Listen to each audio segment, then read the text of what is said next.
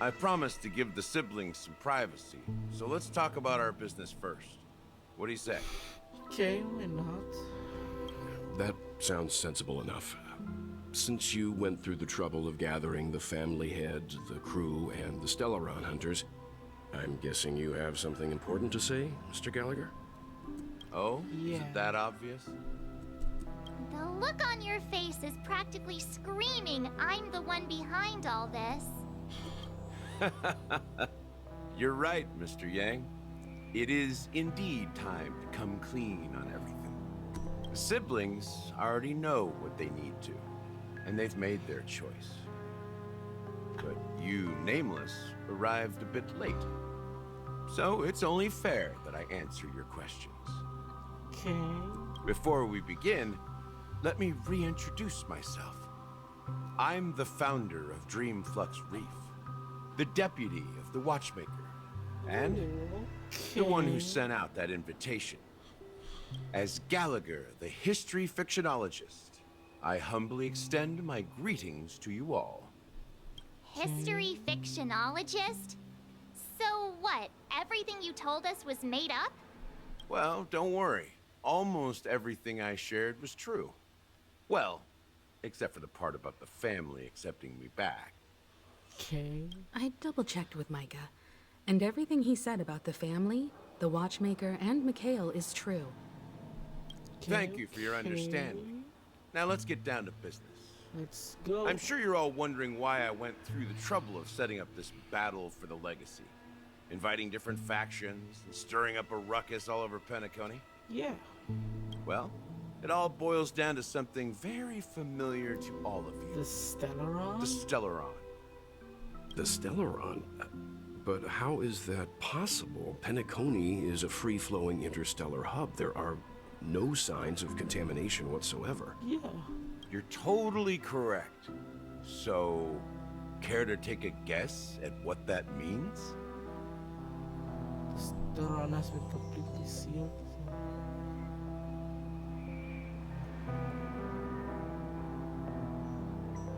Someone who is Stellaron? How keen. Well, what should I say? I expected nothing less from the person here who is the most familiar with the Stellarons. The sweet dream doesn't come out of thin air. If you think of the memory zone as the sea, creating the land of the dreams is like filling that wild ocean with earth to make an island. Okay. To achieve this feat, without the help of an emanator of remembrance or enigmata, the only way is to use a Stellaron. So who is manipulating this Stellaron? And that's not something you can achieve with a simple wish. It requires vast quantities of knowledge, time, and manpower. I'm sure you get what I'm hinting at. Absolutely not. In Azdana, the planet of festivities itself is a Stellaron disaster. Oh. The did not planet of festivities expect that. itself is a Stellaron disaster? It all started a long time ago, back when the Watchmaker and his crew liberated the frontier prison. They faced countless challenges as they began building Penacony from the ground up. That's when the idea of using the Stellaron came into play. The Stellaron first entered the Azdana system during the war. The Nameless warned everyone against the folly of attempting to tamper with such a power, and most heeded their words. But there are always people in the shadows with ulterior motives. The turning point came after Tiernan's death. With two of the Nameless gone, the Watchmaker had to go to the front lines. It was at that moment his rivals saw an opportunity. By the time a representative from the Montour System's family arrived at the Watchmaker's call, the Stellaron had already been activated and was seeping into the primordial synesthesia dreamscape. And I suppose the family happened to possess the knowledge to seal the Stellaron? Not just that. They knew far more about the Convenience. Stellaron than the average person. They helped Mikhail swiftly quell the civil unrest and played a part in building Penacony under the disguise of the Harmonies. Those three However- eras were known as the Age of Dreaming. The Watchmaker, who had been left in the dark, sent out invitations across the universe, spreading the hype around the land of the dreams. Then, how did they turn against each other? Yeah. Remember the island in the ocean metaphor? The truth is, the Stellaron was never truly sealed.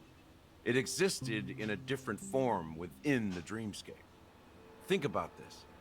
What would it cost to I create do and not maintain know. such a lavish dreamland? A Stellaron? It's people's lives.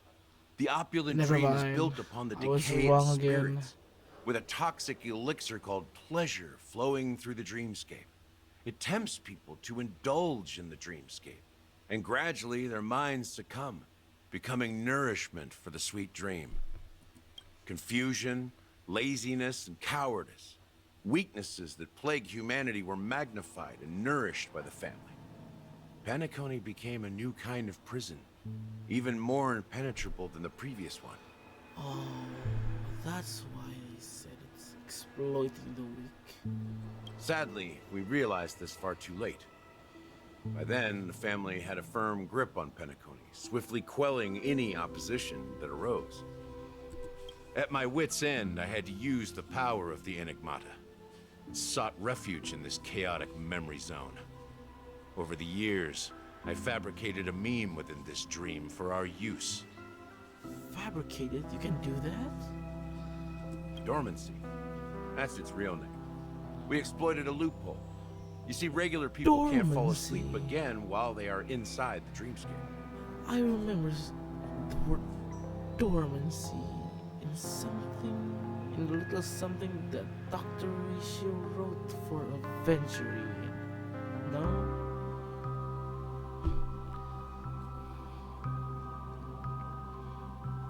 So this is the true meaning of the impossible. You sent out invitations in the Watchmaker's name to find forces capable of resolving the Stellaron disaster and draw them into Penacony to uncover the truth. Maybe? It's not just that. Above all, I wanted to see what happens when the major factions engage in a struggle for the legacy. Since this is the Watchmaker's first announcement in decades, the traitor within the family is bound to reveal themselves. So, the legacy is just a facade. If you want to consider the Stellaron as the legacy, I'm totally fine with that. If that's the case, where is the Stellaron now? Don't tell me it's that black hole. That's a question for Mr. Wings. Oh, yeah, The Stellaron no. is still under the family's Just no. control, and as the head of the Oak family, I'm sure he holds all the answers. Are you done talking? So, will you tell us where the Stellaron is?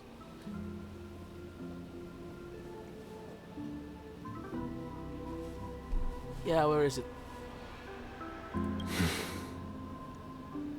It is the Penacony Grand Theater itself.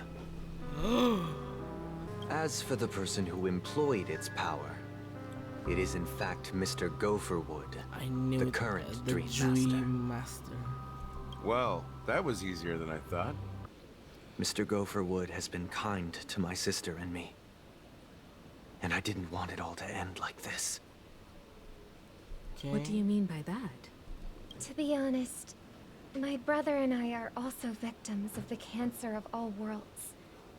We grew up as orphans, and were adopted by the family when they came to help. Mr. Gopherwood recognized our potential and brought us to Penacony. But I can't just stand by and watch Mr. Gopherwood become an enemy of the Harmony. Robin and I will head into the sweet dream and confront the Dream Master. And if it turns out that the family has truly strayed from the Harmony, I'll fight alongside you. Okay, We'll put the alright. Charmony Festival on hold and make sure Mr. Gopherwood pays for his blood debt. Having a third party present should help with negotiations. And could make all the difference if things get ugly. Okay. Thank you, Mr. Yang. Thank you all very much. The Charmony Festival is about to start, and time is against us. We must hasten. Everyone, let's gather over here. We still need to make some preparations. I may have been quick to step up to the plate, but confronting the Dream Master could be a very dangerous affair. Don't think so. Huh? Even you're saying that, Mr. Yang?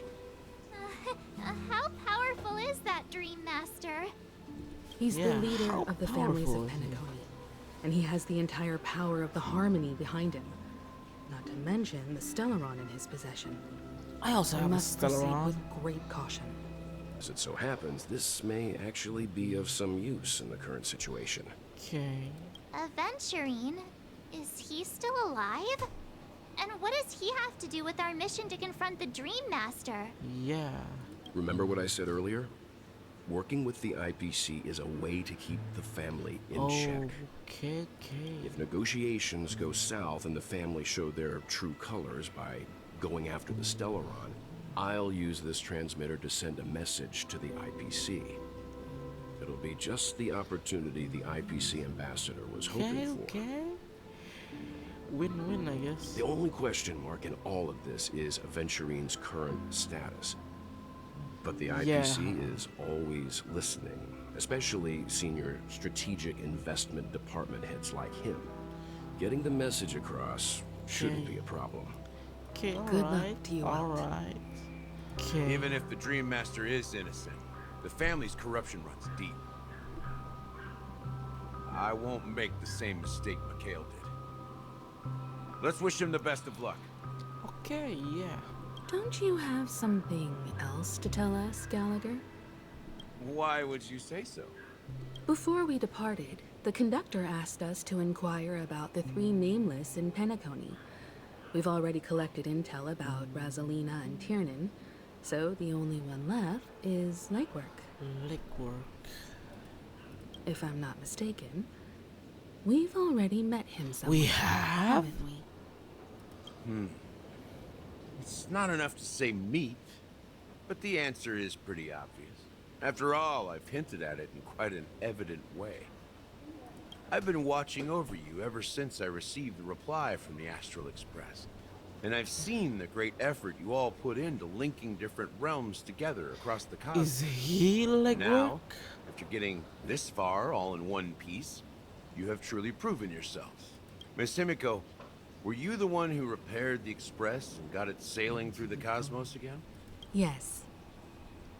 And you two, young Nameless, you have very interesting life stories and extraordinary skills. Okay.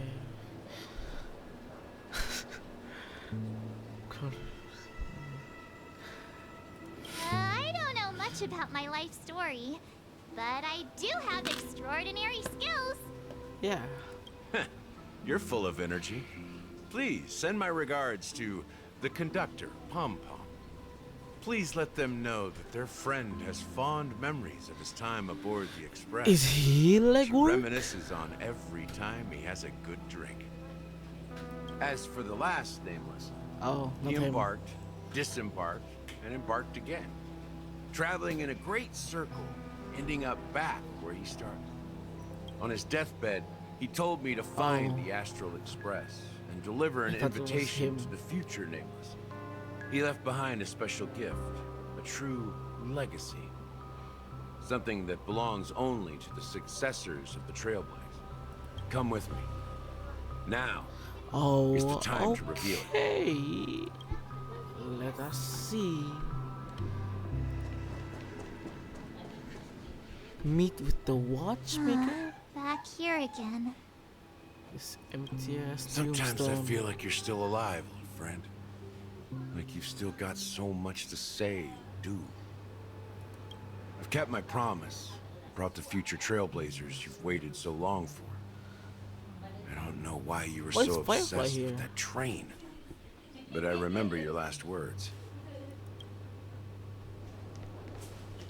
What is he doing? Don't let us down, old man. Oh, what is this? What's happening? What's happening? What is happening?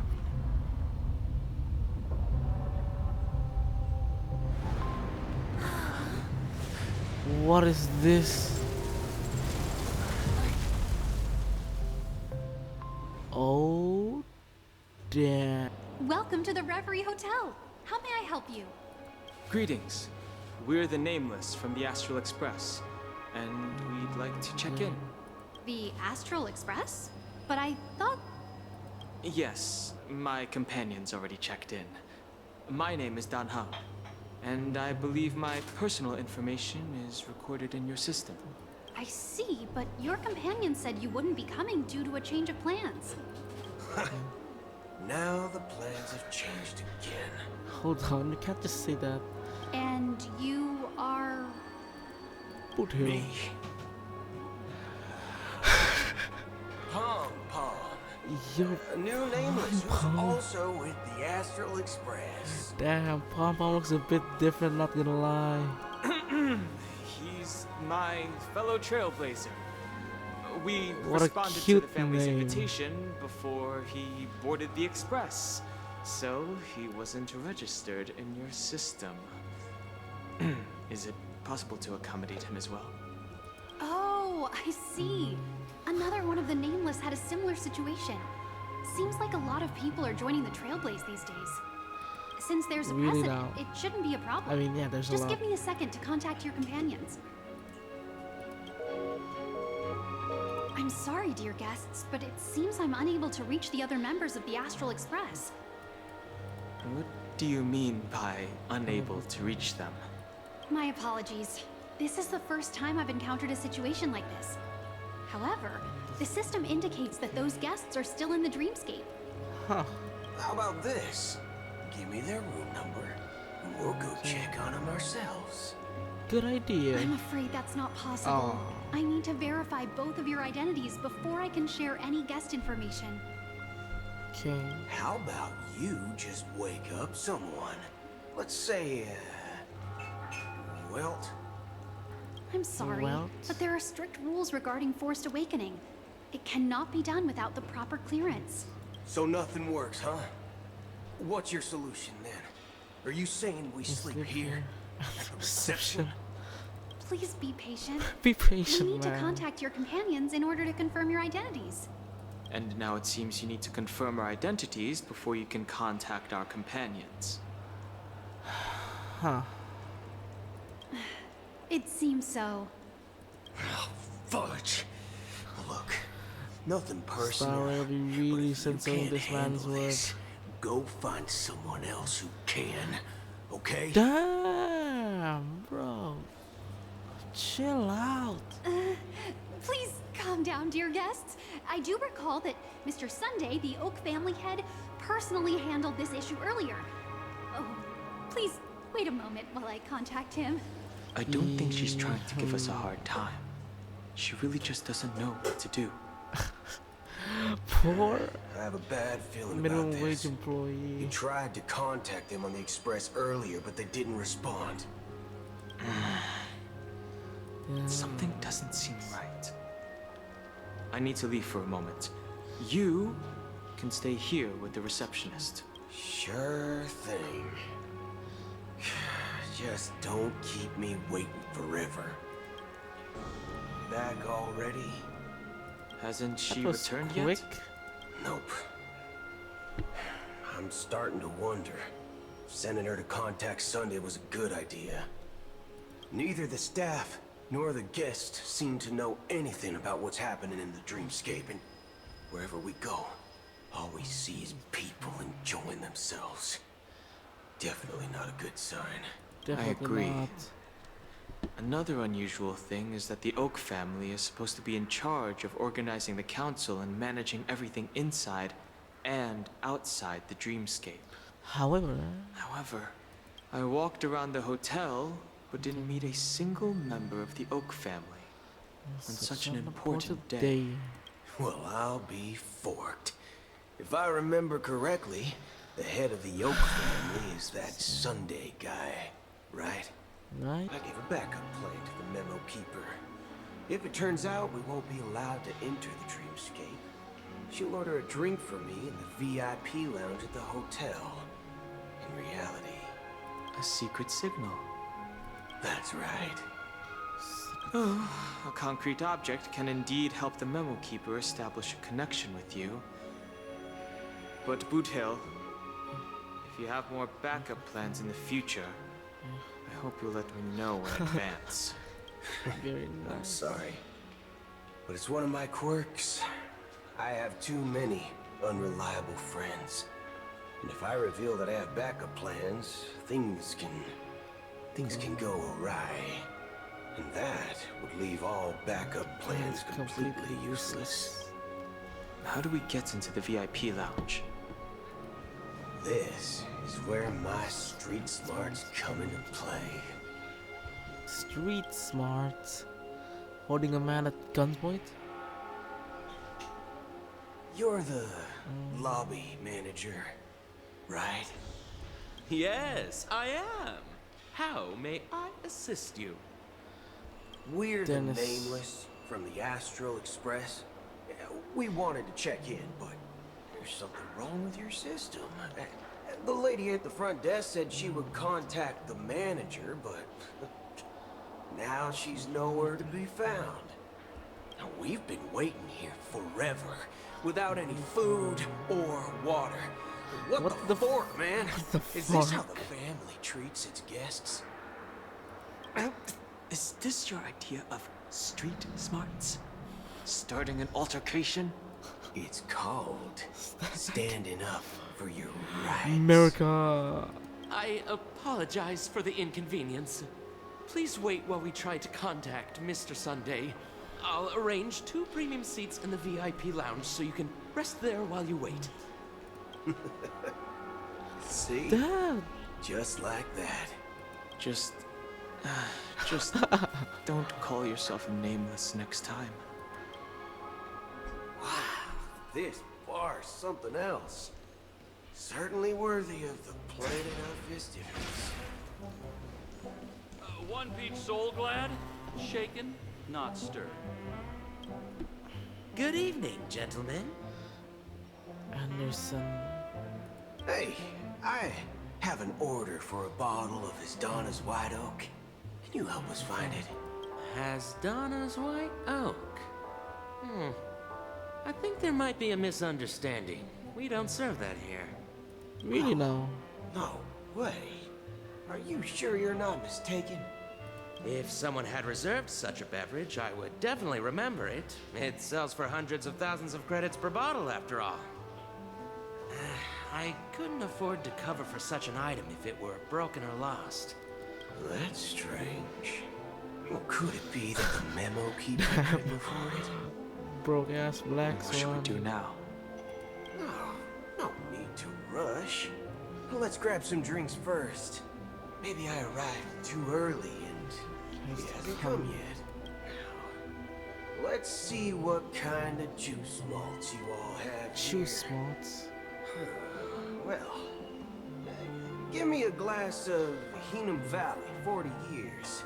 I'll have it neat. No ice. Wow, that's the most expensive one on the list. You Damn. have a taste for the finer things. It's on the house, anyway. It is? What can I get for you? Anything you recommend is fine. Then I would recommend today's special, Glass Village. It's Glass classic Village. Soul Glad mixed with Laboon juice. It's refreshing and suits your cool demeanor. Just 1 Nice. minute. This flavor. Dynamite barbecue with rocket fuel. Ooh, really hits the spot. Truly, Damn. finest sherry cask aged malt juice in the cosmos. Sherry cask aged malt juice. Dynamite barbecue with rocket fuel. Is that really something that humans enjoy? Oh, I forgot he's a cyborg. Hey, this guy doesn't know anything at all. As long as you're satisfied, dear guests, please enjoy. Let's give the memo keeper another half system hour. If she doesn't show up, we'll need to come up with a new plan. In the meantime, let's take stock of the situation. What do you think? The Why situation not? is unclear. Something must have happened on the planet of festivities, but the public is unaware of it. Someone in a position of power within the family must be covering it up. It's unusual for the followers of the Harmony to invite other factions, let alone the IPC and the Masked Fools. If what you said about the Emanator of the Nihility is true, the situation in Penacony is a little complicated, to say the least. A little complicated, huh? Actually, there's something else I'm concerned about. Regarding Acheron. As you know, the faction that follows the path of the hunt are some of the most dangerous folks in the cosmos to mess with. Who in their right mind would impersonate the Xianzhou Alliance or the Galaxy Rangers? It's like asking for a death wish.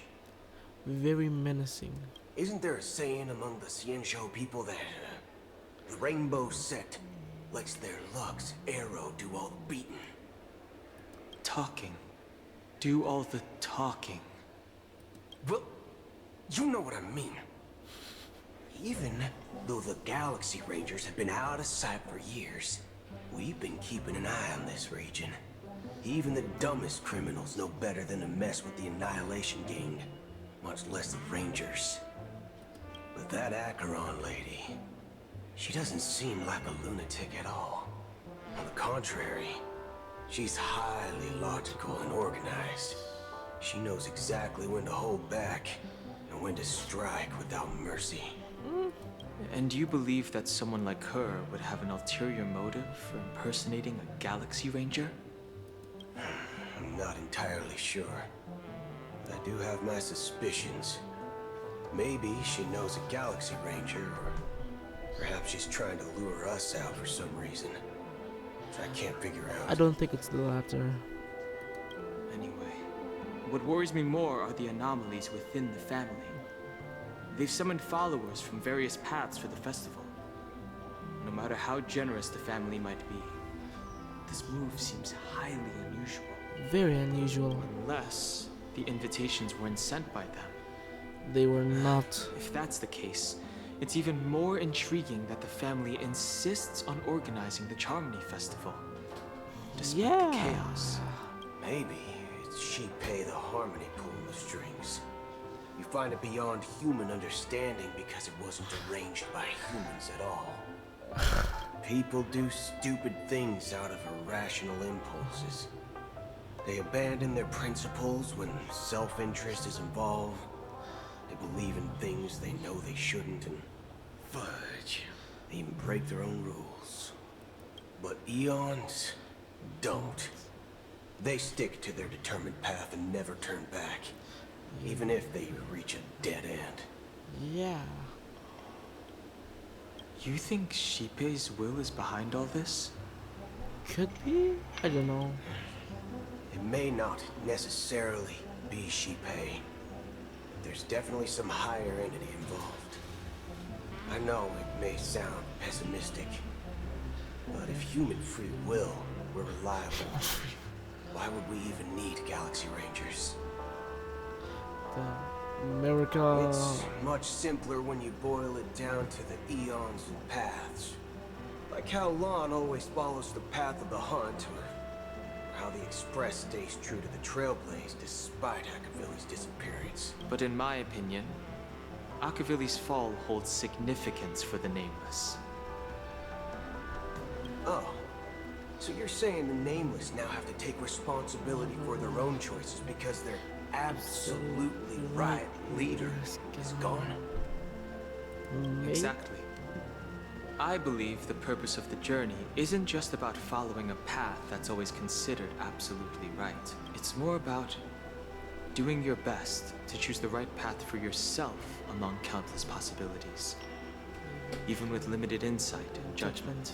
I don't know what you've been through, but I agree that people must take responsibility for their choices. Because no one else can do it for them. That's why the Galaxy Rangers need to uncover the imposter and figure out her true intentions. Just in case. I have a backup plan if the Memo Keeper doesn't show up. A backup This is plan my to final your backup backup plan. plan. I promise. Damn. You sure have a lot of cards up your sleeve. Well, going back to my old career would make things a lot easier. Old career? By the way, when you were walking around the hotel, did you happen to see any important looking guests? Important looking? What's your plan? It's simple. We just grab some hostages and use them as bargaining chips with the family. Or maybe we can even take their identities. Yeah. Very nice plan. I absolutely agree with him. As a player of entry point, absolutely agree with him. No need for that. We'll return to the Express now. Hell no. Wait. Are you getting scared? Draw your weapon. Let's make a big scene. Oh, damn. Are you leaving, esteemed guests? Would you like to cancel that Asdonis White Oak you just ordered? Huh? That's Donna's White Oak. But didn't you just say? Ha ha. Looks like you are a bit intoxicated, esteemed guests. You ordered a bottle of Asdonis White Oak just a moment ago. Oh, never mind. Didn't need the backup plan. Looks like your memo keeper friend has finally arrived. Oh, right. Sorry, my memory's not the best. You know, too many modifications and all. Too many Anyway, modifications? Let me check. Well, fork me. It says Donna's White Oak, all right. And there's a note. There's a I'll note? be waiting for you on the Astral Express. We should have returned to the Astral Express from the beginning. No mistake. That's her message to you. She knew the hotel wasn't safe, so she suggested we find another place. Well, looks like we took a detour, but It's now back. it's back to the Astral Express. Damn. So, what are we waiting for? Let's go. Let's go. You're back? Two guests just boarded saying they were looking for Boot Hill, so I told them to wait in the parlor car. Two guests? Oh, just in time. Two guests? Exactly my reaction. She's one of them. Look, we welcome all passengers on the Astral Express, but sneaking in like that? You have no regard for etiquette. Yeah. My apologies, conductor. You are the memo keeper. Pleased to meet you, Don Hung. I've seen you in others' memories.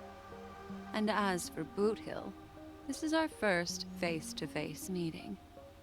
I hope you enjoyed that bottle of Astana's White Oak. You sure have a refined taste. That's precisely what I intend to do. But before that, please allow me to introduce myself. My name is Black Swan, and I serve the Garden of Recollection as a memo keeper. Acheron. As for Acheron's story, I'm sure she knows it better than I do. Well, there's the woman that you've been looking for. Greetings. I'm Acheron. I apologize, but she did that at my request. Due to certain reasons, I have been exiled by the family. Thankfully, this memo keeper came to my aid and helped me escape their surveillance unnoticed. How about this? I'll put a few bullet holes in your head and see what secrets spill That out. sound effect. Then, we can talk about trust. It doesn't have to be like that. I'm willing to answer all your questions, but not right now. If my cover hadn't been blown, we might have had more time, but at the moment, we don't have any other options. No other options? What do you mean? What do you mean? This is the only way I can ensure everyone's safety. I Don't kindly crack request another- an immediate warp jump out of the Astana star system. Huh.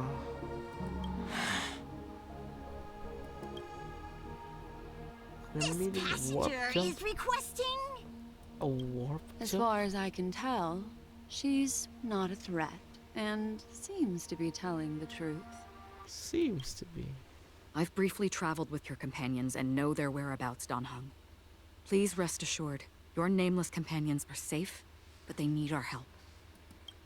As for Boot Hill, you may have guessed. I've been waiting for you. Damn. Galaxy Rangers are known for their elusive nature and limited contact with each other. So this was the only way I could reach out to you. Only by doing this can I find a true Galaxy Ranger and fulfill a long-standing promise. To return his relics to their rightful owner. His relics? Oh.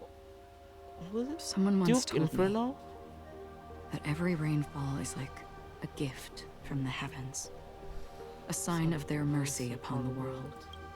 Raindrops are said to be the tears of the gods, shed in response to the sorrows of the world. Their constant pouring is a reminder that the gods haven't abandoned us yet. So, how long has this rain been going on for? What are those hands? I used to believe, just like you, that it would eventually stop. That's why she's always being an umbrella. Years and decades passed. And in the end, Choked such me hope before the rain. faded away before the rain did. Looks like the god you mentioned doesn't exist after all. Doesn't exist? Just these are creepy hands, dude.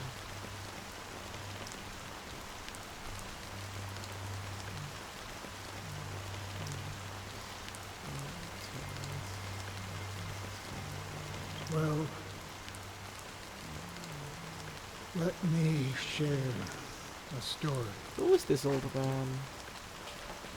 Mortals who walk the paths are like sailors on a vast Mental ocean. one? Leaving behind a trail that creates countless ripples of possibilities. These ripples last longer than the fleeting lifetimes of humans. And for some, their presence leaves such a strong mark that it's reflected in the waves. Like those shadows on the ocean. Those are only shadows? Sin-thirsters, Sin-thirsters. the obsessions of the Pathstriders. They emerge from the depths of IX, seeing themselves as masters of their own destiny, unknowingly repeating the actions of their past lives. They emerge from the nihility and head toward it, leading purposeless lives. However, hollow phantoms, they were once my dear companions. A group of Galaxy Rangers? Of Galaxy Rangers. So this guy is also a Galaxy Ranger? Are you watching over them? Watching over them? No. I'm guiding them toward transcendence. It was a brutal war. A crusade that shook the universe. The universe witnessed the fall of Zula, the Lord Ravager. Zula, but the Lord it came Ravager. at a price. Was so hefty. A price so hefty that only those who were there still remember. The unwavering determination of the Hunt followers persists even in death. So someone must guide these lost souls to their life beyond. They will use the time, condition of the destiny, in their time. And they shouldn't be reduced to mere puppets of nihility. As for me, I've suffered too many losses on that battlefield to advance any further. And that makes me the most fitting person to carry out this task. But you know, these sin thirsters, they're not who they used to be. Does this seem pointless to you? Well, some tasks have to be done, even if they are pointless. I can help you. For what? For the meaning of the nihility. That's what I've been seeking. I see. The meaning of nihility? After all, this realm is off limits to ordinary souls, right? Thank you, stranger. I wish that you find what you seek. Before we part ways, I have one more question. It is true that their actions and even their entire lives may seem pointless from our perspective. But if, and it's just an if this is what the departed ones expected, should we try to change it? Maybe Good not. question. And a profound one. I don't know the answer. What I do know is that one day I too will pass away. I hope that when that day comes, someone will stand at my grave and place a bouquet of flowers. I humbly request your blessings, esteemed advocate of Shipe. Advocate of Shipe. Come to me, my kinship.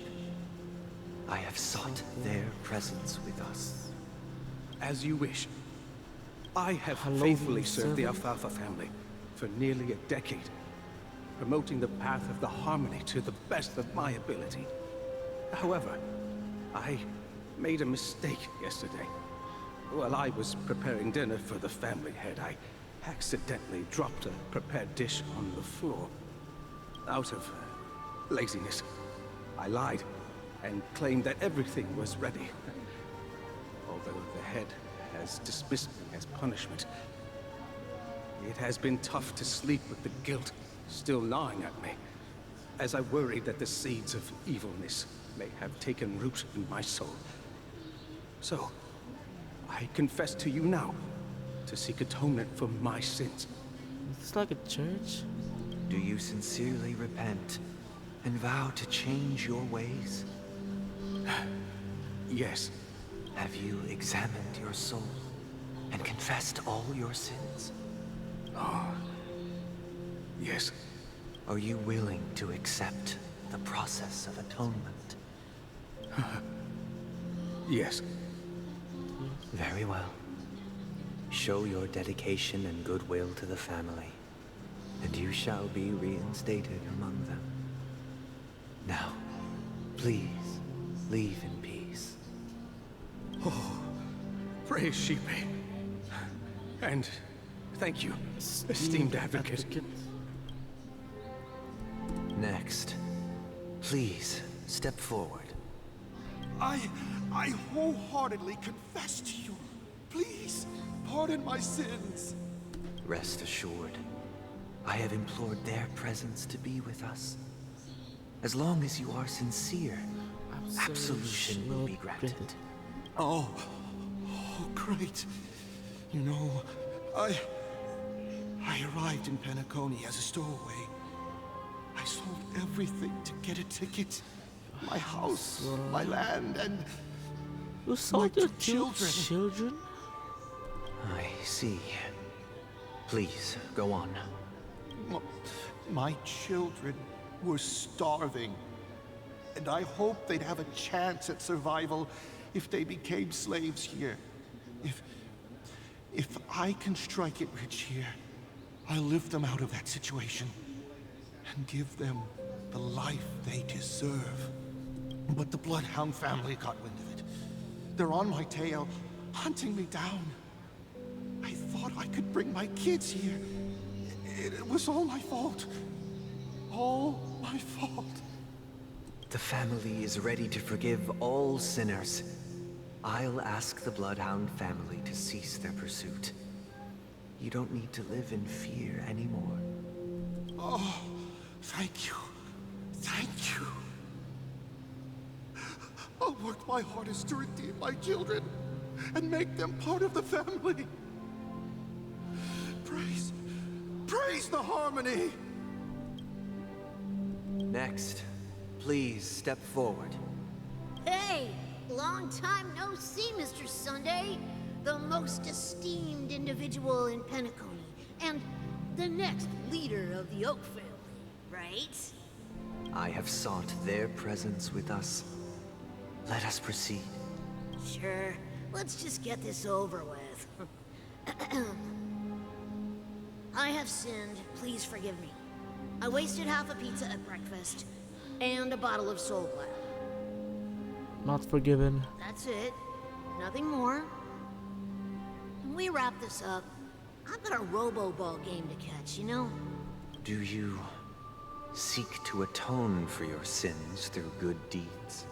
My sins? Starting to sound like a saint, huh? Well, let me tell you something. Neither the family nor you have the Then right what to did you judge come? me. You think nobody knows what your precious family has done? About the watchmaker? Huh? Don't kid yourself, Featherbrain. Those dream chasers might be fooled by your act, but don't fool yourself. Before you start spouting off your holy verses, answer me this. Where does the power of the Oak family come from? And your power? What makes you think you can sit there all high and mighty, looking down on everyone else? Well, I've spent enough time in confession today to enter the Harmony's paradise, right? Then I'll take my leave. Good luck with your election, and, don't make me regret my investments in you.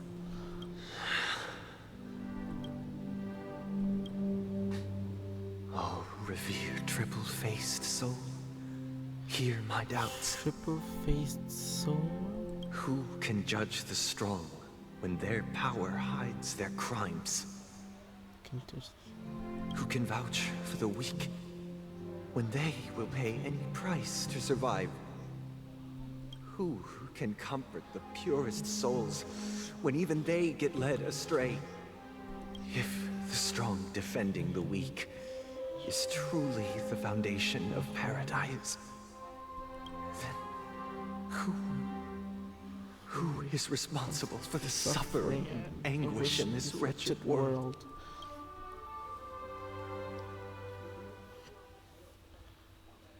Brother? Brother?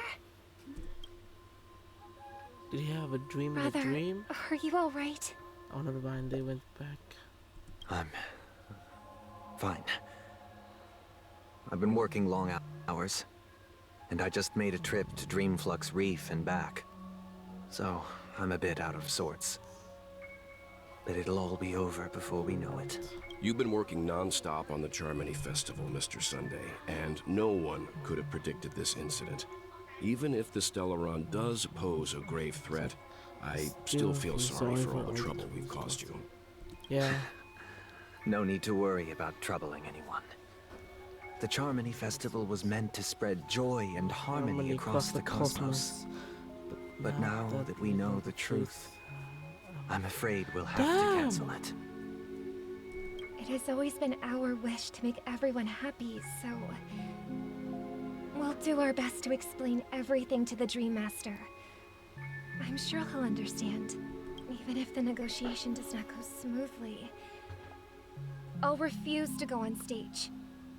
Without the Chord Master, the Harmonious Choir would not arrive. And the Charmony Festival would be just a grand performance, and nothing more. Embodiment of harmony. I'm relieved to see your determination. You know, since arriving in Penacony, we haven't had any contact with this Dream Master himself. I'd heard of the heads of the 5 major lineages, but the Dream Master is a mystery to me. The Dream Master rarely grants an audience, even for us. But, given the urgency of the situation, he's agreed to meet us in person. Perhaps you'll be the first guest to meet the Dream Master in years, Mr. Yang. Let's hope we can reach a consensus that satisfies everyone. Yeah. Indeed. Let us hope so. It's about time. We'll have to get ready for the meeting. I apologize for any inconvenience caused by the urgency. Don't worry. I'll be waiting here. Let's wait here for the Dream Master to arrive. Okay. By the way, brother, I heard you no longer have a sweet tooth. Back when we were kids, you used to steal my desserts. How cute. Seems like a lot has changed during my absence. What exactly happened?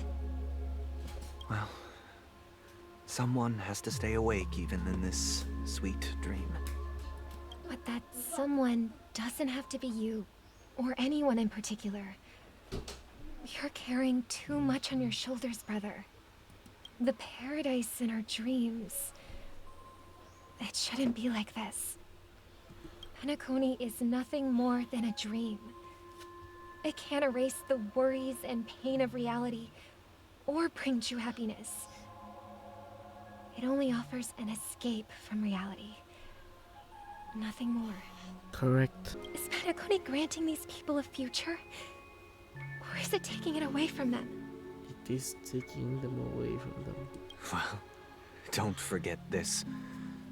Not everyone really has a future. The future for humanity is like the sky for birds. People mistakenly believe that flight is inherent to birds because they've never witnessed those birds crashing to their death. Did you just repeat your script from your, 16 years Do you ago? remember how we took in that little Charmony dove when we were young? Yep. Yeah. We took care of it. Provided food and water, groomed its feathers. And later, when I decided to leave Penacony, I opened the cage and set it free. Well, I didn't mention what happened to it in my letters because I didn't want to upset you. Suddenly the music stopped. Shortly after you left, it crashed to its death right in front of your window. Oh, no. I had surmised as much. I knew you wouldn't have avoided mentioning the bird for no reason. Despite that unfortunate outcome, I still believe it was the right decision. Birds aren't meant to spend their lives in cages. They belong in the sky, even if they can't fly. But here's the thing. If there are birds in this world that can never fly, can we really assert that they belong in the sky? Don't get angry, friend. Are you implying that the same goes for humans too? What do you mean? Let's take the Astral Express as an example. The Nameless made tremendous efforts to bridge worlds, gaining fame across the universe. However, only a few extraordinary individuals can endure such a perilous journey. That's because the pursuit of the Trailblaze exceeds the capabilities of ordinary humans. Otherwise, why would this path be filled with broken rails, an abandoned express, and even a fallen eon? That's just sophistry. If that were true, then only the powerful would have the right to determine the future. Unfortunately, that's exactly what happens. Another name for the future is self-value. While this world has its fair share of heroes who inspire people and garner admiration for their heroic deeds, the majority of ordinary people will never become heroes in their lifetime. Some are born weak and vulnerable. Some find themselves trapped in unfortunate circumstances. Some fall victim to malice and cowardice. When it comes to survival, everyone is equal. and the weak can only watch as their value gets constantly diminished by external forces. That's why we should care for the weak and support them as if their suffering were our own. That's what the Odes of Harmony have always taught us. While the Harmony holds noble aspirations, the strong will always be strong, and the weak will always be weak. Even in this carefree dream, human nature contains greatness, but it also harbors inherent weaknesses that can't be eradicated. In the end, if people can't even secure their own survival, they won't care about the illusory future of equality. As long as the law of survival of the fittest prevails, there will always be fledglings crashing to their death. But if people don't live for the future, do they merely exist for survival? If even you, my brother, don't believe that the Harmony will save the weak, then which eon can make our dreams come true? None? People often forget that when the first bird took flight, the entire world envisioned a future where no more fledglings would ever crash to their death. Are you reading, sister? What are you reading? Mr. Gopherwood gave me a picture book. It's about the story of the harmonic strings. If I could become a chord master, I'd like to summon Dominicus, the harmonious choir. I want to sing with everyone and spread our wishes so that all can feel happiness and joy. Oh my god. I see. Then I would summon the harmonious choir too. Don't you have a wish of your own, brother? Of course I do. It's just that it includes your wish and everyone else's. I long for a true paradise where everyone can find peace. Then let's build a stage there and invite everyone to our performance so that both our wishes come true through the power of the harmonious choir. How cute. It's a deal then. Oh my god. Yeah, it's a deal. But how can I become a chord master? Maybe you'll have to become a star first. You're back sooner than I thought. Any results? Yes. And now, it's up to us to forge ahead. Forge ahead. Huh. Since his last will has now been conveyed, my final mission is complete. The final mission? But pardon me if I sound curt. It's good to have determination. The path Mikhail left for you is not an easy one to tread. Why else would he have chosen to sleep in solitude, staking everything on some nameless in the future? But you have the numbers. And in numbers comes strength. So that might just delay your inevitable a little more. Got any more encouraging words? As I see it, relying on Welt's negotiations alone is far from enough. Regardless of whether the other party will be compliant, negotiating simply allows us to meet them as equals and won't grant us an upper hand. Yeah. Penacony is our rival's home turf, and we already have very few chips left to play with. Rather than idly sit around while the family's got us blocked off, an offensive approach might be a wiser course of action. Offensive approach? We're more familiar with the Stellaron's properties than most, and since it's the key to stabilizing the sweet dream, it's vital to the family's interests. By attacking their core interests, they're bound to retaliate hastily. And as the saying goes, haste makes waste. That's right. As long as we pose a threat to the Stellaron, either with words or otherwise, we have a chance at gaining the upper hand. But the problem is, on the eve of the Charmony Festival opening, how exactly are we going to get close to the theater? family security will be airtight. And if we brute force it, even if we succeed, it's too risky. So, no one's gonna say anything? Then I'll raise my hand. I know the answer to this question. What is it?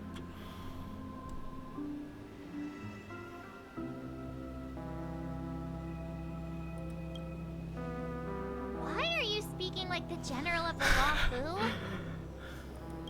So, I heard that before the Charmony Festival begins, there'll be a pageant to kick off the festival. It's called the Soul Glad TM Festivity Auditions, or something, and it's going to be held in the moment of Scorch Sand. As long as we clinch the top spot, we'll be able to attain the title of Festive Superstar, and be able to personally bask in the graces of Miss Robin. Not that that's important. What's crucial is that we can enter the Grand Theater before the audience arrives. Huh? So, how do we go about participating in these festivity auditions? I've already procured special invite tickets from Miss Robin's fan club. Oh my god. To tell you the truth, I had been preparing to join the auditions all along. But now it looks like even if I scrape through, I probably still won't have the chance to shake Miss Robin's hand. You had a chance earlier. So they're still running this thing, huh? It was originally just a publicity stunt, set up by Mikhail to drum up attention. But it looks like it might be worth a shot. We'll follow Marge's plan. Mr. Gallagher, will you be joining us? I'm afraid I won't have the time. As a virtual character, I've already completed my final mission. Whether Penacony can awaken from this dream is all down to you. Should we ever cross paths again? Virtual I'd love for you to visit the Express. All right. I'll have to add to that data bank of yours you've got on the Express. And Miss Firefly, we thank you for all your support. We're faced with a formidable enemy. As long as the Astral Express and Stellaron Hunter's objectives are aligned, we're willing to cooperate with you. We've already come this far together. I'd like to join you for the rest of your journey on Penacony. I'm pleased that we can finally fight shoulder to shoulder. I couldn't ask for a better ending. This is also the spirit of the Trailblaze. Now everyone, let's prepare to move out.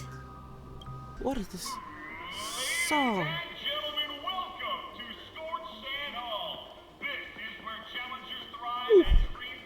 Oh.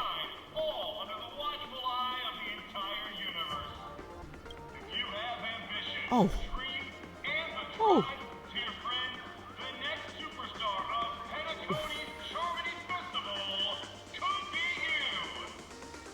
Sheesh. Wow, they've really outdone themselves. Oh, damn. I'm starting to get excited.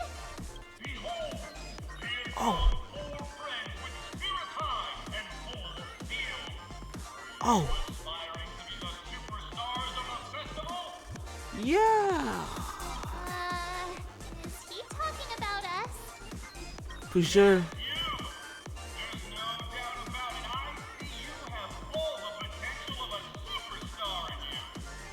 Of course. You're not NPCs. Ladies and gentlemen, please make way. Make way. Isn't that the Dream Master? Coming towards us now is one of Penacony's top 10 Oh, never mind. and the Soul Glad Business Empire's founder, Mr. ID. Oh, Allow me to damn. introduce It's the man itself. I'm the director of Soul Glad's factory, Ideen Lena. My four friends, introduce yourselves to the audience across the cosmos. Hello, everybody. I'm Himiko, a nameless from the Astral Express, and these are my companions. Don't you guys need to hide your identities? I don't think so. Can't hide it anyways. Penacony is plastered with our posters. And because the Astral Express is so well known, the family won't dare to make any rash moves.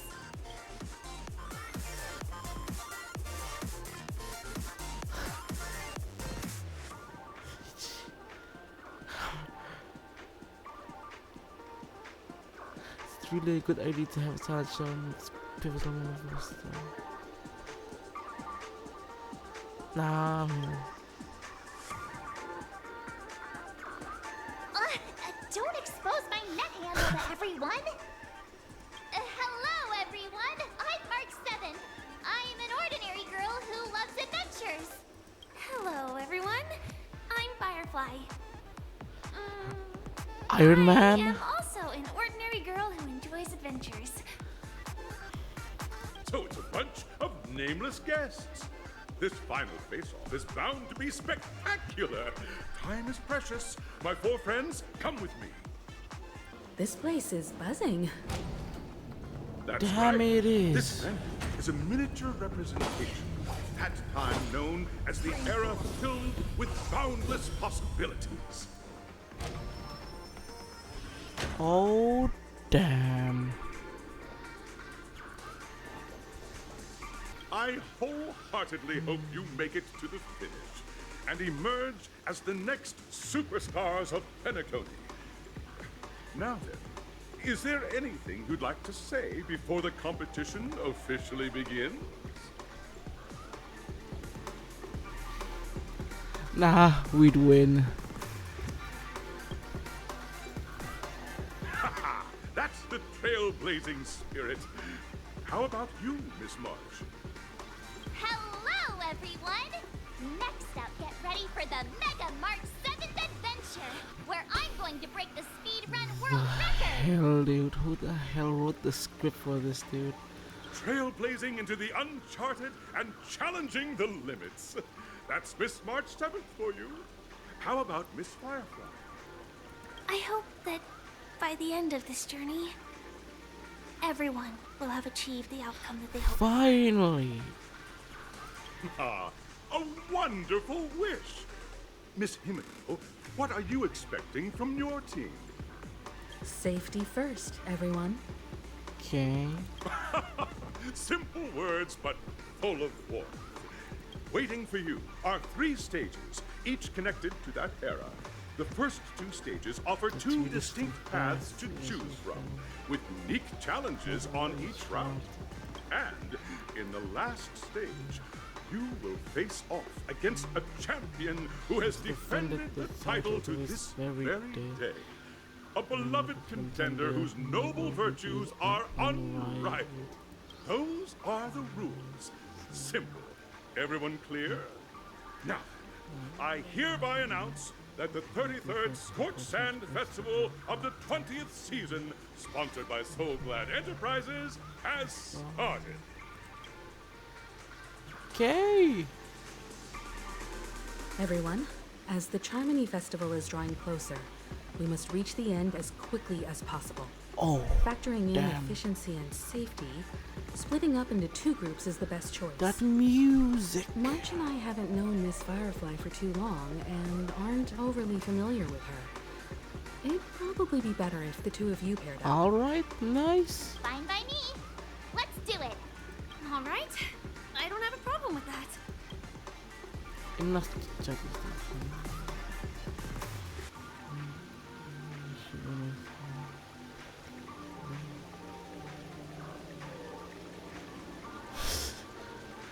I don't want to be the 4th one. We'll split into the assigned groups then. Let's not waste time. First stage entrance. Welcome to the first stage of Soul Glad Enterprises' 33rd Scorched Sand Festival of the 20th season, Dream Play Fantasia. In this stage, you can choose between 2 challenges, the School of Acting or School of Action. In the Action, School of course. Acting challenge, you have to complete 3 performances from 3 scripts and move the panel judges. In the School of Action challenge, you have to defeat 3 groups of enemies convincingly Action. and reach the end. Action, of course. Now, make your choice.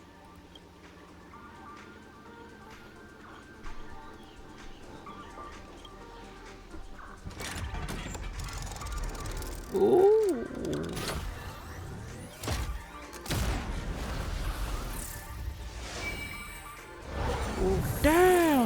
What is happening?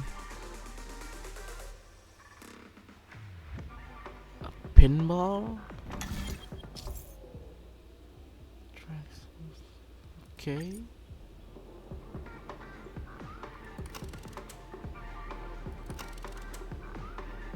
Action.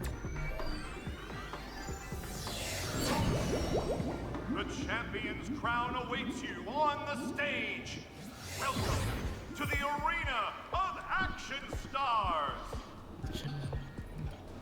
Please make your way to the stage and vanquish those malevolent scoundrels with your dazzling fighting techniques.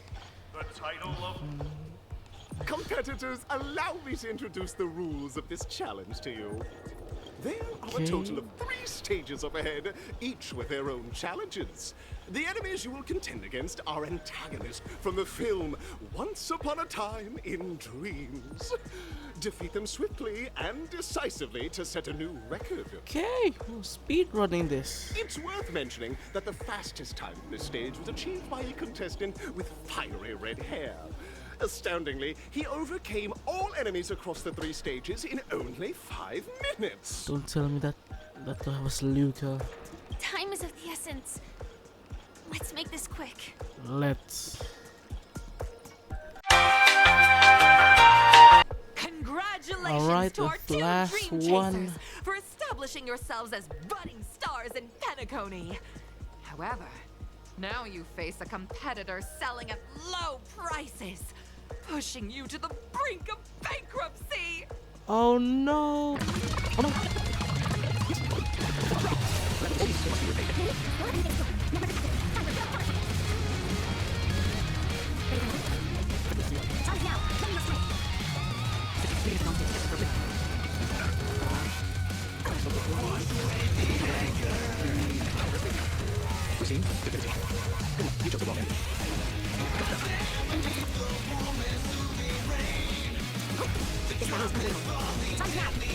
Here we go. Now die.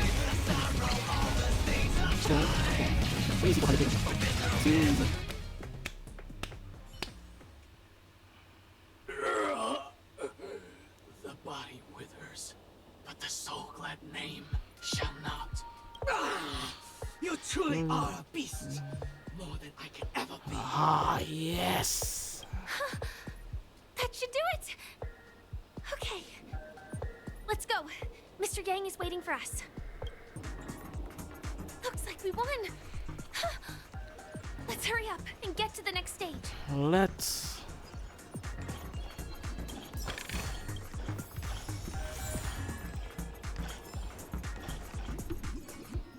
Congrats to both of you for clearing the stage, but more importantly, are you having fun? Yes! Fun is more important than success. Look at the time! You finished much faster than that red-haired contestant did. Nice. That red-haired contestant. Who is that exactly?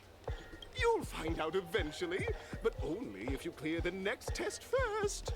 Welcome to the second stage of the 33rd Scorched Sand Festival in the 20th season, sponsored by Soul Glad Enterprises.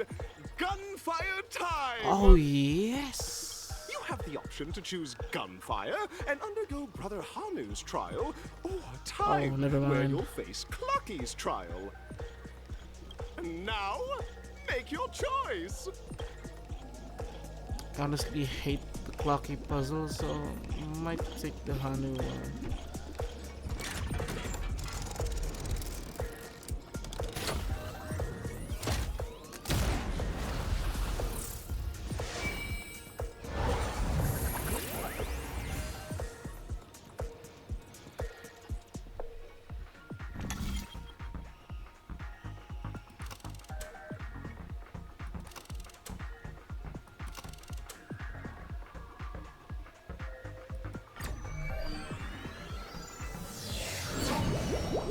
Dear friends, welcome to the enchanting universe created by the Watchmaker. Awaiting you is the morally dubious yet ever charming character from the animated Clocky series, Hanu. It is said that these cartoon characters were inspired by the Watchmaker's Watchmaker's own experiences. According to research by Clocky scholars, the original Clocky Hanu of scholars. reality shared a deep friendship with the Watchmaker, akin to comrades in arms. Nice. Enter into the world of Hanu via the TV by the entrance and partake in an enchanting and suspenseful story with him. Good luck in there. All right. If it's a gunfire trial, we should be able to settle this with a fight, right? I hope this won't waste too much of our time. Hope so too. Well, that's that. But it is gonna be hard to let go of this bazooka. Damn. Never mind. Let's hurry over to the next stage. Congratulations to both of you. This one is You've quick overcome as all well. obstacles and proven yourselves. But unfortunately, there is only one who can be Penacony's festive superstar. Oh no. In the final stage, you will face the defending champion. If you fail, you will lose the opportunity to become the festive superstar. Welcome to the 33rd Scorched Sand Festival's third stage in the 20th season, sponsored by Soul Glad Enterprises, Superstar Showdown. Okay, let's do this.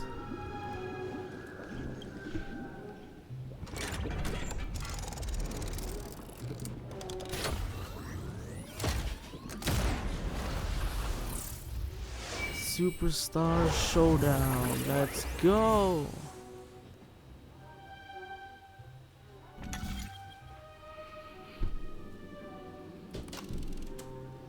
We know. We know one maybe.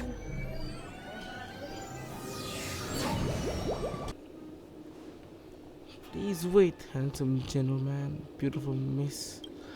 By the glorious light of beauty, I never thought I would see you again.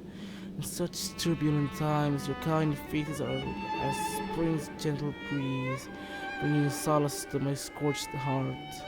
Are you a knight of beauty? And why are you not talking? Ah. Here, the rosy glow of the beauty has rendered you speechless. What an honor. Though upon arrival, I was once mistaken for a towering, silver-armored fugitive with fiery red flames. Due to my lack of eloquence, it matters not, for all these trials stem from the land of dreams, beauty. What matters is that I now stand before you. Our paths have crossed. I, Argenti of the Knights of Beauty, am humbly requesting for a battle with you both in the name of code of chivalry. If I am fortunate enough to emerge victorious, kindly grant me passage to the crown of victory and recognize that Idrilla, the beauty, is the most peerless beauty of them all.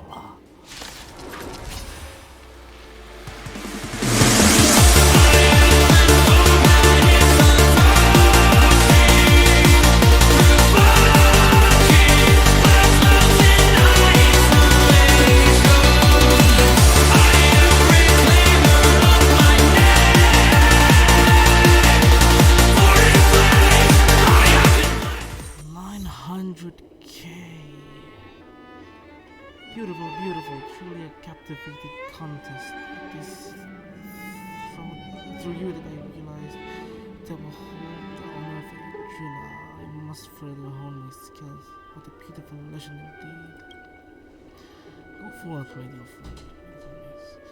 The audition's crowd is yours to claim. I shall remain here gazing from afar as you bask in the limelight, joining the audience and offering the most heartfelt cheers and applause. We don't have much time. May fate allow us to meet again, Knight of Beauty. Yes. In that case, let's make our way to the end. Penacony's really thronging with talent. I hope we make it in time.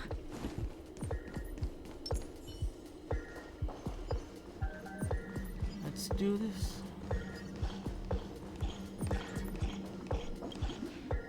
Path of the superstar. Am I going straight to a black hole?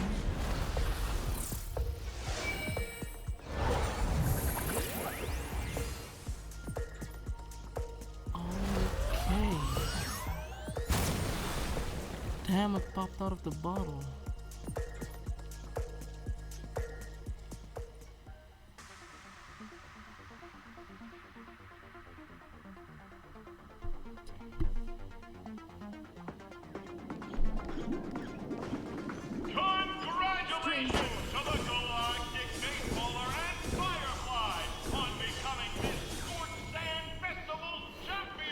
Galactic baseball.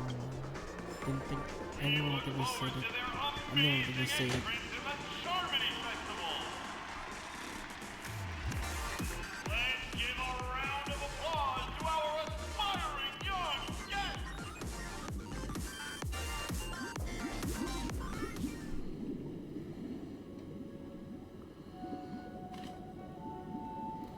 Congratulations to the both of you on becoming the festive superstars of this year's Charmony Festival. Before entering the Grand Theater, who is speaking? I, on behalf of the organizers, extend my sincere congratulations to you, wishing you joy under their radiance.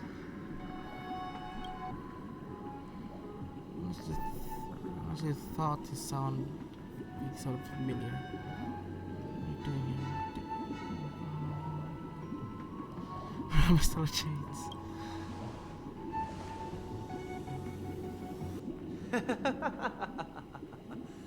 Your endeavors are worthy of extra recognition, and I've taken steps to ensure that. However, this reward is not a material one, but rather the opportunity for an open and honest communication between us. As previously promised, my sister, Mr. Yang, and I have met with the Dream Master.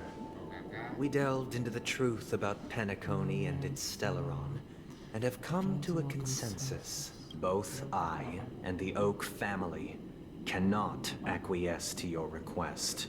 Why not? Just as expected. We acknowledge the perspective of you, Nameless. Penacony does require change, but not as you propose. The planet of festivities cannot and will not revert to a place characterized by chaos, disorder, or anarchy. Through your journey of overcoming obstacles, you must have glimpsed the essence of that era. The vulnerable ruthlessly eliminated, equality non-existent, common folk living precarious lives, eking out a dreary existence. Ultimately, only heroes like yourselves manage to achieve success. But I would dare ask, if you did not possess the special status of having a Stellaron, and you were but an anonymous and frail member among the masses, which Penacony would you prefer? A dystopia for the survival of the fittest, or a sweet dream paradise for all?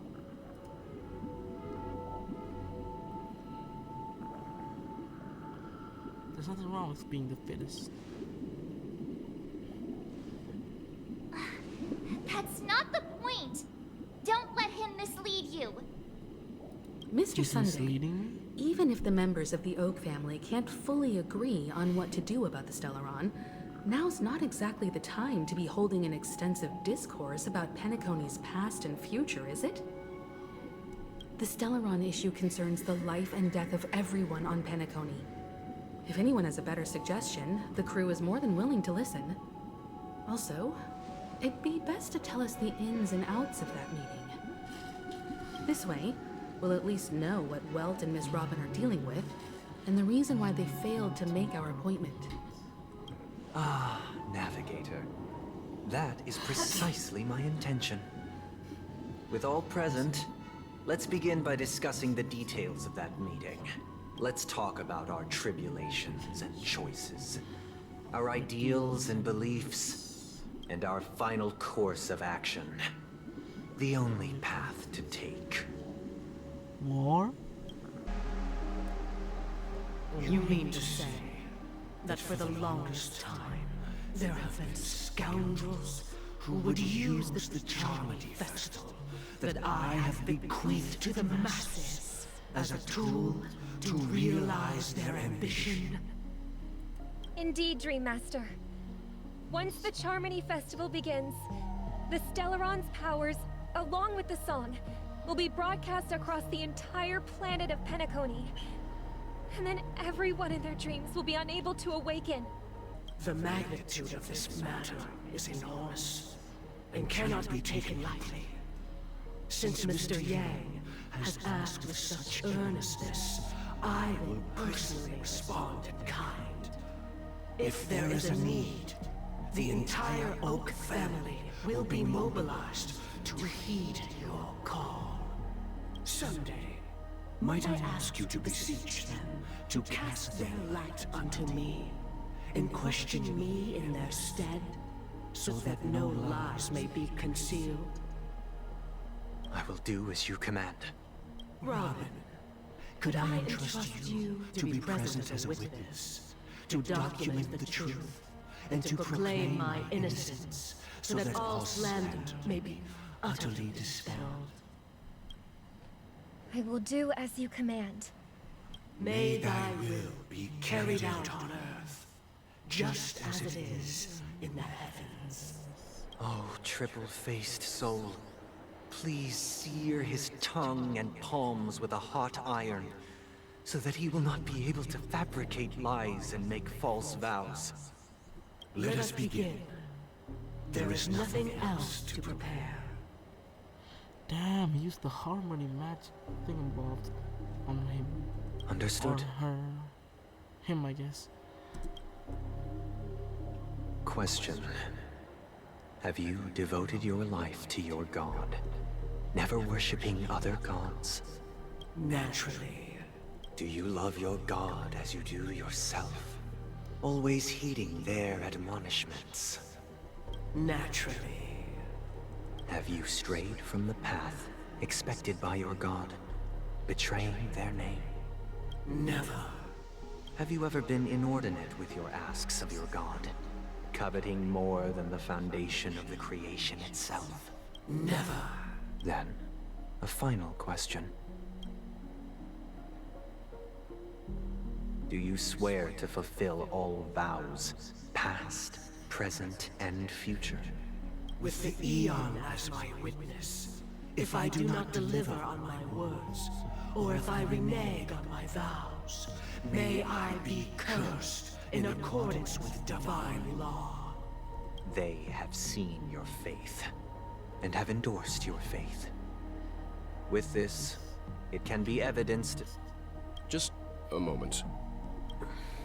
What is it, Mr. Yang? I have another question I hope to have answered. To my understanding, the family's harmony and prosperity have never relied on so-called divine laws. This might be offending them. The god you both mentioned, are they truly Shipe? Oh, good question. Mr. Yang should know that those belonging to the family toil together as if they were kin, embracing solidarity and unity under their light. All duplicity is laid bare before the harmony. Such a delicate and complex symphony. Which other god could perfectly harmonize this, if not for the Great One? Shipe.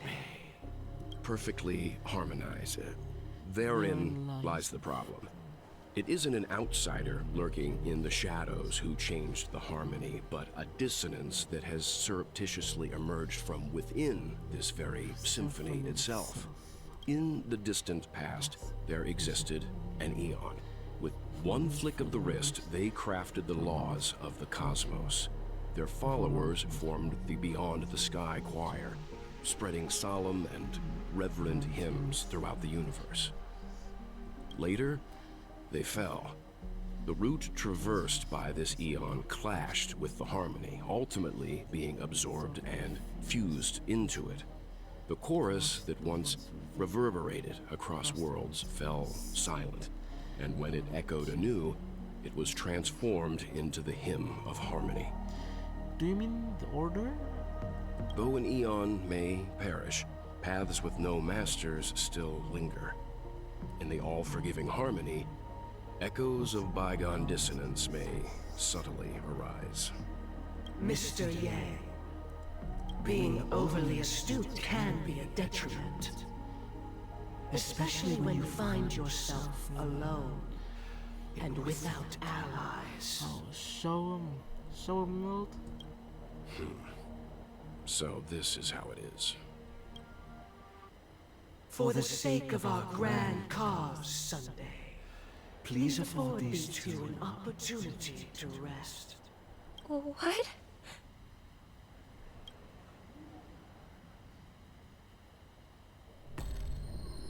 Oh, damn. Sorry, Robin. It's just you. I did not wish for you to know this. It's a pity that things have turned out this way. Uh-oh. So, this is the true reason I can't sing? The shadow that envelops Penacony is actually... We were never children of the harmony. Our ideal paradise could not have been crafted by Shipe. True bliss can only be guaranteed by the one who transcends the many. Within the foundation of law, humanity establishes civilization, and through harmony, we obtain order. I knew it. Unbelievable. To think that there would be remnants of the Order on Penacony. What have you done with Mr. Yang and Miss Robin? Don't worry. I just gave them some time alone to ponder their fates. You should know that these actions make you an enemy of the Astral Express. Should we need to stand against the Nameless, it would only be myself and the Oak family involved. But we haven't reached that point yet, have we? Are we going to start the... whatever kind of interrogation? Your efforts for the justice of Penacony are evident to everyone, and have been widely observed. Give Mr. Yang back to us Oh, now. I intend to. But that hinges on the outcome of this negotiation. If it is the Order that drove you to imprison Welt and Robin, and you're using them to Imprison your coerce own our compliance, sister? then there'll be no point in entertaining any type of discussion. You're mistaken, Miss Himiko. They are in very safe hands, and just as the family has always proclaimed, no one can be harmed in the dreamscape, least of all in the beautiful new world belonging to the Order. Penacony and the entire universe have witnessed far too much innocent bloodshed. The strong wield their blades against the weak, and the victors push the vanquished to the brink of life. Natural selection. The world abides by this principle, establishing the well-being of humanity atop the corpses of the downtrodden. Only we, or rather, I, possess the power to put an end to this farce. So you've decided to resurrect a dead Eon? No one's ever done such a thing. Can you do that? If Miss Himiko is interested, let's draw back the veil and speak candidly. I've always firmly believed that people can understand one another through peaceful means. Peaceful means? Okay. I'm willing to divulge the unembellished truth as to the intentions of the Order's Pathstriders, so that you will make better judgment for the Astral Express, for Penacony, and for this stretch of the universe. Words can hardly do justice to the beauty of that ideal. So, come with me, everyone. Let us retrace our steps and see once again where this road leads. Huh? Where'd he go? Damn. Welcome. This isn't any location in Penacony's dreamscape. It's my inner world. The reason the scenery before you remains unchanged is because your consciousness has drawn on similar concepts to fill in the gaps.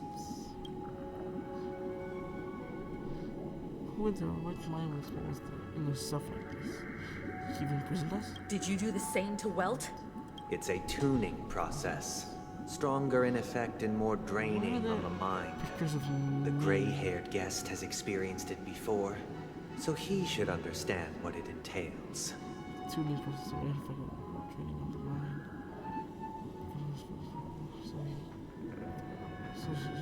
Tuning allows you to intuitively grasp my feelings, which also means that I cannot hide anything from you. Now, everyone, please look at the huge screen. The road we once took begins here. From this point on, you will witness the numerous decisions I've faced. I've selected a portion of these to share with you. I believe after going through similar predicaments, you'll be able to better understand my thoughts. Let's begin. The first decision. A story about a baby bird.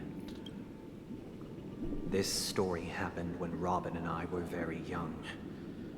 We were victims of the Stellaron disaster, and the family's Mr. Gopher Wood, who would later become the Dream Master of Penacony, saw that we siblings had no one to turn to and took us in later on.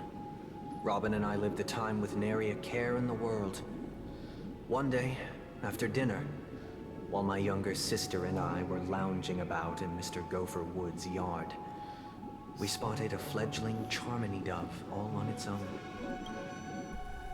That baby bird was tiny. It didn't even have all of its feathers, and it couldn't sing. When we found it, it was already on its last breath, having fallen into a shrub, probably abandoned by its parents. We decided to build a nest for it right there and then. However, thinking back, that winter was unusually cold, with fierce winds at night in the yard, not to mention the many poisonous bugs and wild beasts in the vicinity. It was clear that if we left the fledgling in the yard, it stood no chance of surviving until spring. So, I suggested we take it inside, place it on the shelf by the window, and asked the adults to fashion a cage for it. We decided that when it regained its strength enough to spread its wings, we would release it back into the wild. The tragic part, something that we'd never considered, was that this bird's fate had already been determined long before this moment. Its destiny was determined by our momentary whim. Now, I pass the power of choice to you all. Faced with this situation, what choice would you make? Stick to the original plan, and build a nest with soft net where the Charmony dove fell. Or build a cage for it, and feed it, giving it the utmost care from within the warmth of a home. I eagerly await your answer.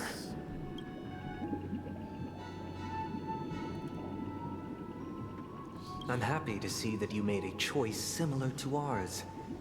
If your mind is made up, let me reveal the outcome of this choice. So the bird fell and died? We passionately nursed it back to health, preparing only the best food for it every day. We even preened its feathers. Later, on the day that Robin left Penacony, we opened the cage door and let it fly back into the sky. But then... I watched it for a long while by the window, probably about 3 or so days.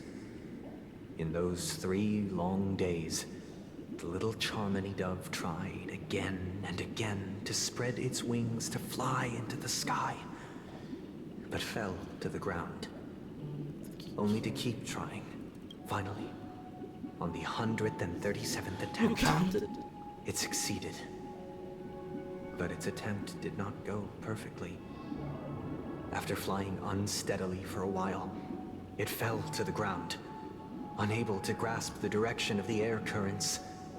The fall shattered its wings. It writhed helplessly in my embrace. But it was all for naught, finally succumbing to a painful demise. And in that instant, our tender care, our given love and hopes, they all became the inevitable push that sent it to its death. I deeply regret the choices we made. Next, let us head to the second decision. This time, it's the story of a dream chaser. This story happened when I was appointed as Bronze Melodia, a position exclusive to the Oak family, charged with listening to the problems and vexations of Dreamscape residents and providing them with the relevant guidance. It was during that period that I had the opportunity to hear voices from all corners of the Dreamscape. Joy, arrogance, sorrow, arrogance, regret. The complex tapestry of human nature that formed the world. And I was fortunate to catch a glimpse of it. He was a dream chaser and an illegal stowaway. Just like the rest of them, he came to Penacony in search of a better life. Except that, to most people, the price he paid, I suppose you could say it was everything. He told me, I sold everything I could at home. The house, the land, even his 2 children. He said he could not afford to raise them, and that at least they could eat if they lived as slaves. He had a plan in place. He would buy back his children once he had made his fortune, and enjoy Penacony's beautiful dream with them. Alas, his plan to smuggle himself was somewhat clumsy, and he was sniffed out by those pig-headed hounds. After hearing the Dream Chaser's story, I immediately appealed to the Bloodhound family to cease their pursuit. That way, at least he could live peacefully. But I was still too naive to the ways of the world. I did not anticipate that what I thought was a kind gesture would later lead to dire consequences. I'll tell you the outcome soon. For now, I'd like you all to make a choice. Will you do as I did, and try to convince the Bloodhound family to stop their pursuit, so that the Dream Chaser may live peacefully and realize his wishes? Or will you remain silent, leaving him to languish while the hounds are hot on his heels, until his inevitable judgment arrives? I get the situation that he is in. I look forward to everyone's decisions. Who knows? Perhaps they might even alter the outcome of this tragedy. There's always a way to make money on It seems you, like me, are pondering whether a different choice could have led to a better outcome. Sadly, his fate would only be more tragic. Guess so. Say he never gets caught. He would only die from delirium. The methods with which illegal stowaways enter dreams are unorthodox, not flawless like the hotels. Living in the dreamscape would be a mere pipe dream, should he be apprehended. Could the hounds afford to turn a blind eye? The answer is a definitive no. They couldn't bear the resulting consequences, and thus wouldn't dare extend a helping hand. As to your choice, I once again offer my heartfelt apologies. Next comes the third and final decision, and the story this time is my own. This story happened the day I was appointed the Oak family head.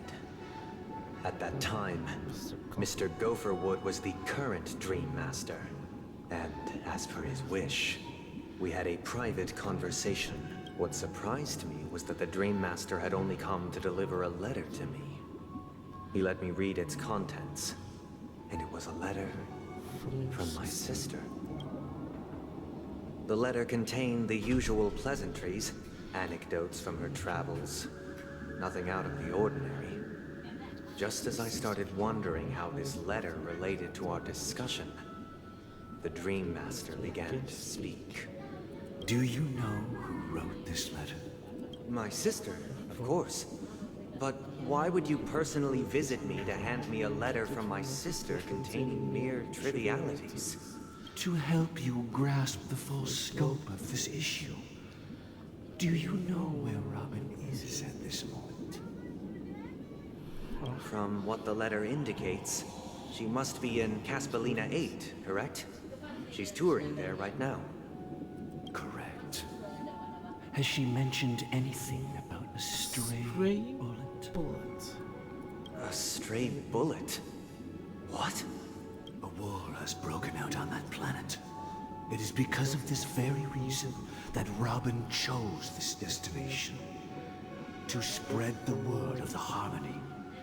And to save the lives of that planet.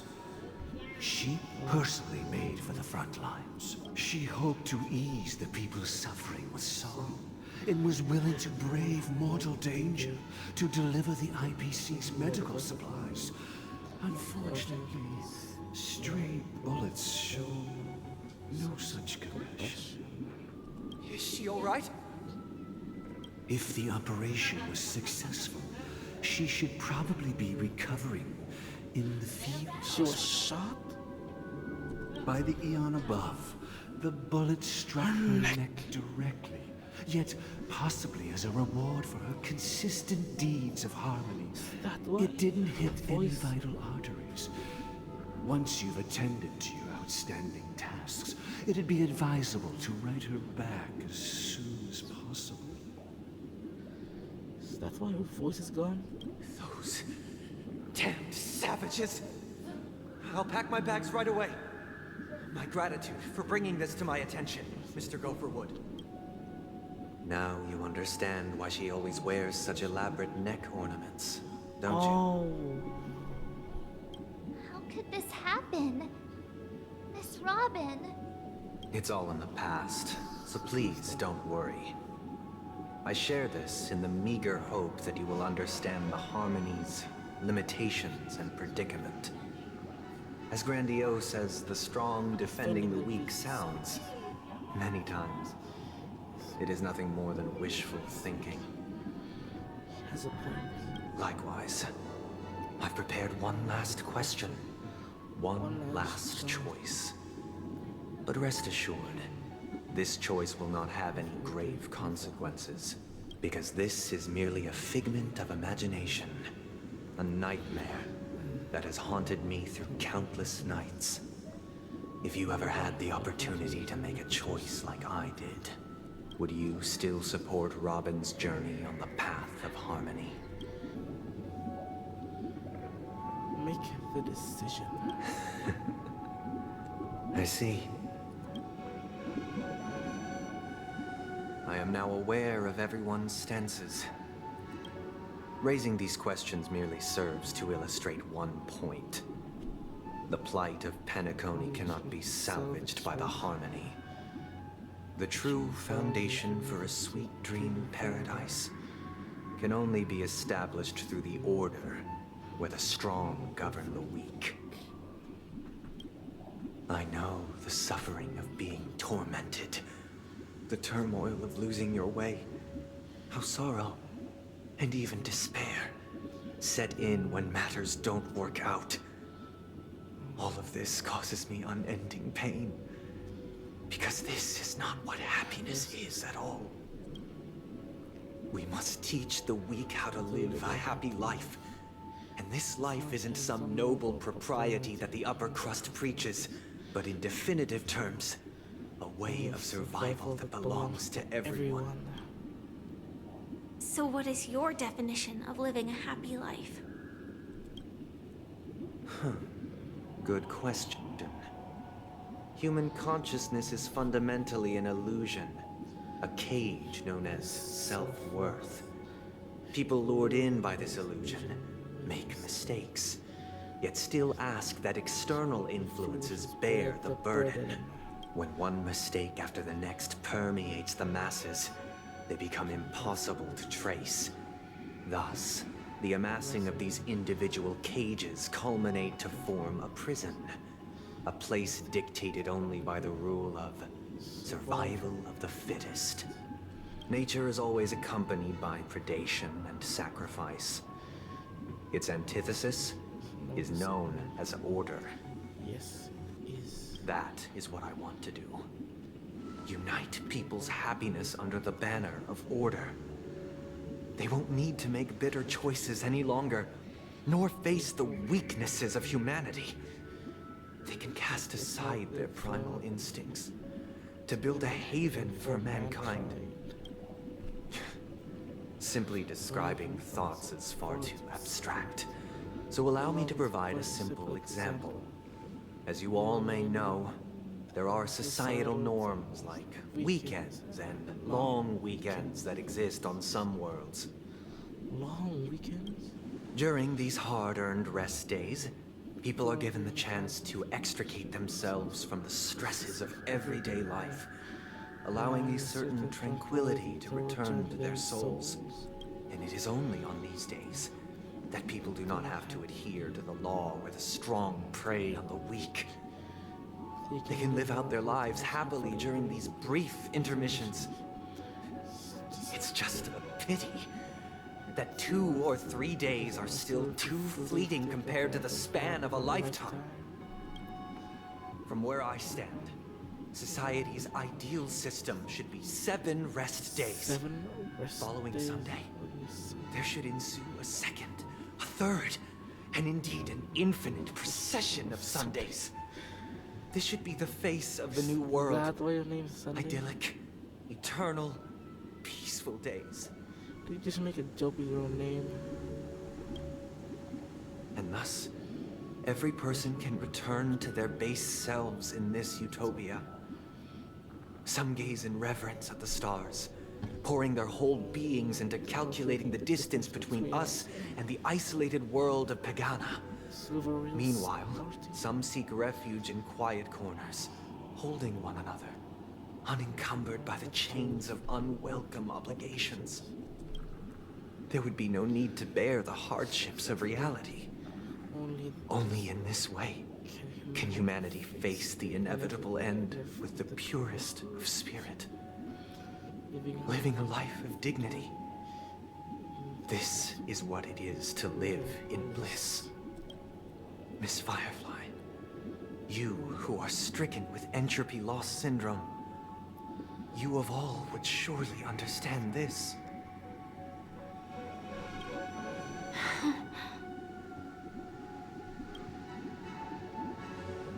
It sounds like a flawless theory.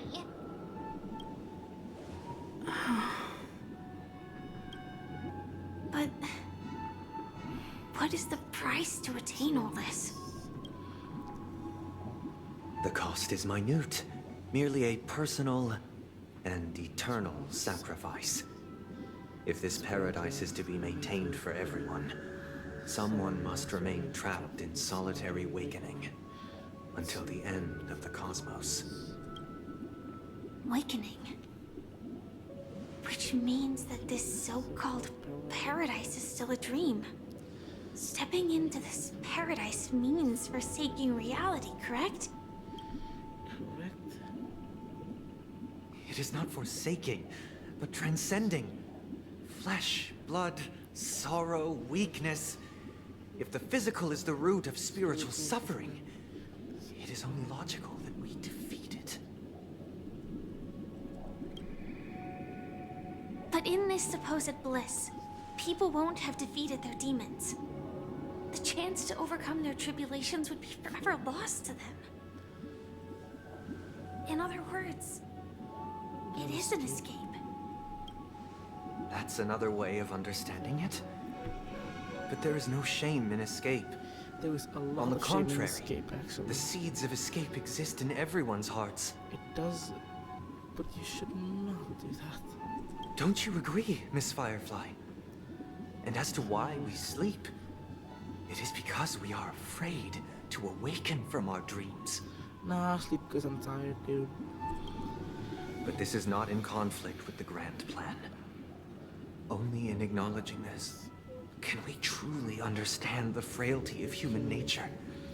And from there, show compassion and protection.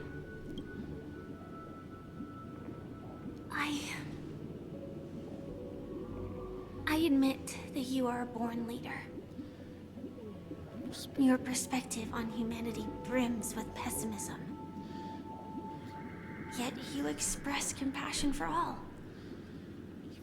Even when your heart pities them. But unlike you, I live for the self. From my perspective, individuals making choices for themselves is their birthright. The want to escape may be innate in the weak. But whether they are weak or not, it is not up to another to decide. It is not. Perhaps in your mind, you also view me as weak? Oh? Because I don't think so. Okay. Since Miss Firefly has said her piece, the Astral Express will also naturally give you our answer. We'll leave it to you. Just as Mr. Mikhail instructed before. Tell him our choice.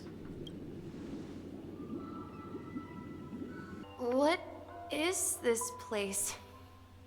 Does this place ring any bells, MISHA? I don't know. But I feel a sense of deja vu. What is this place? It's the realm within a dream bubble. This was left to the Astral Express by a nameless, but weirdly, when we entered it, it was completely empty.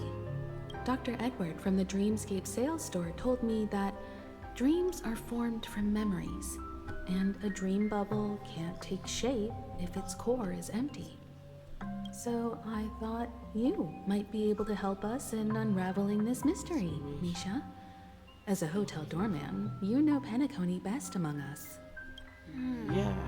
I don't know much about dream bubbles, but if you want to figure out what this mansion is, I'll do my best. I'm counting on you then. Himeko, I still don't get it. Why were you so sure that MISHA had a connection with this dream bubble? I wasn't sure.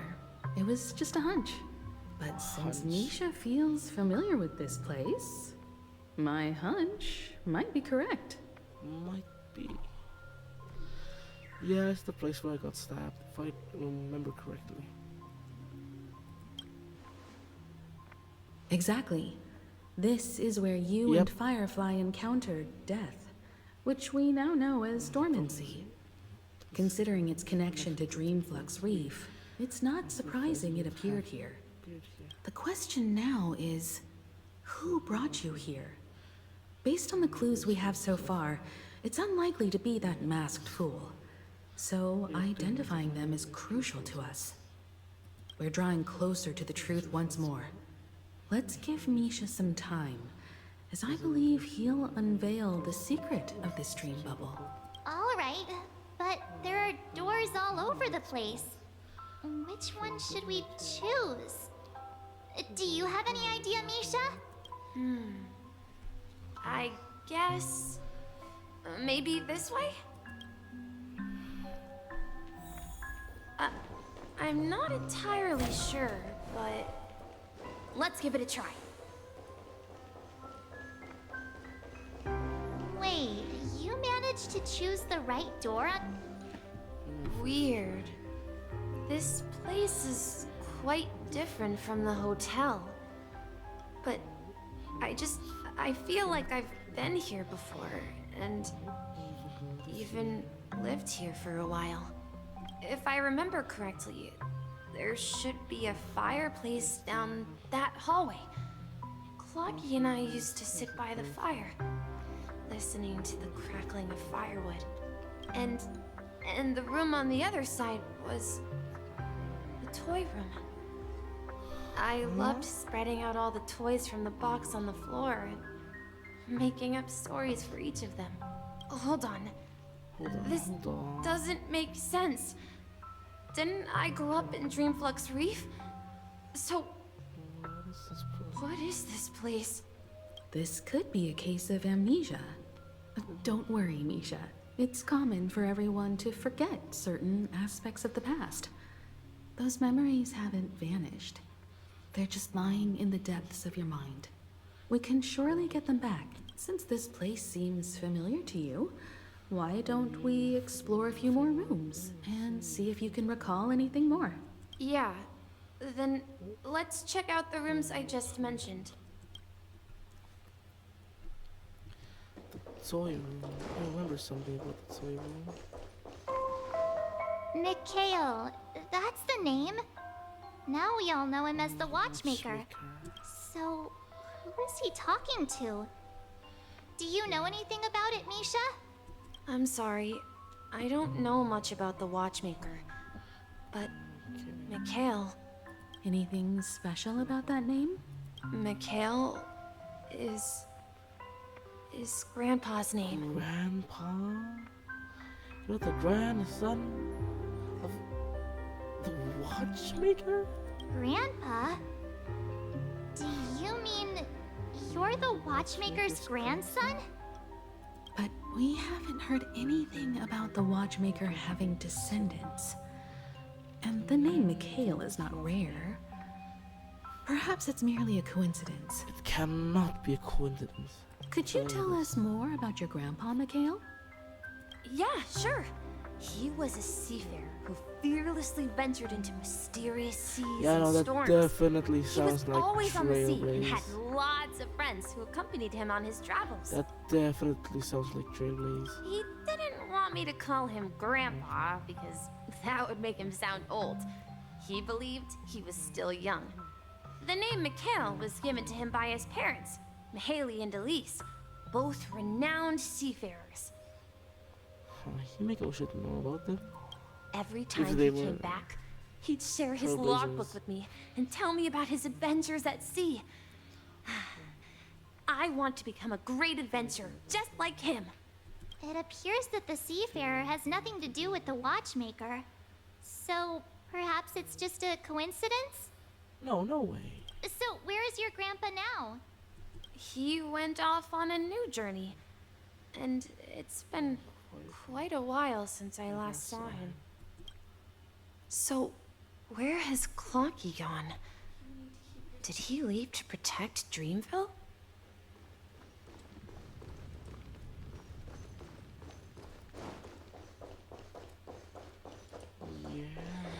Tick-tock. That scared me.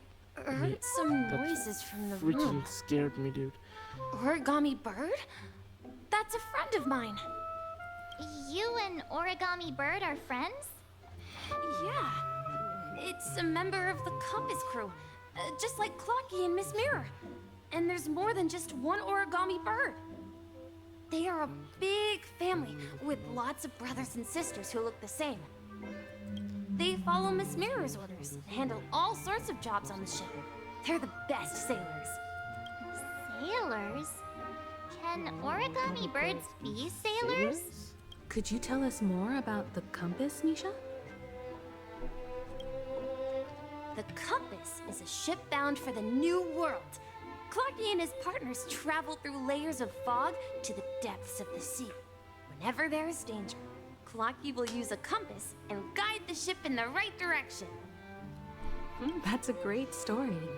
But in the Penacony cartoon, Clocky and his partners have always lived in Dreamville and never ventured out, right? Huh? Oh, That does seem to be the case. Weird.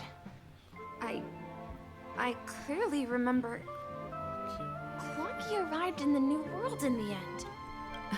Perhaps Clocky has a hidden past. I think I hear the sound of water. You once mentioned there's a magnificent fountain up ahead. A magnificent mountain. Fountain, not mountain. Look, there it is. It's... The water resembles a precious jewel, embedded in the dreams of all seafarers. Every time I gaze at the shimmering lights beneath the waves, it feels as though I'm back in this place, standing by your side. Have you recalled anything, MISHA? Yeah. I saw these sentences in Grandpa's logbook. He used to say that despite the perils of the sea, whenever he stood on the deck in the afternoon, overlooking the sparkling waves, he would think of this fountain in front of his house. He often said that those moments felt like returning to his family's side, and the difficulties at sea didn't seem quite as challenging. You know, I quite understand such sentiments.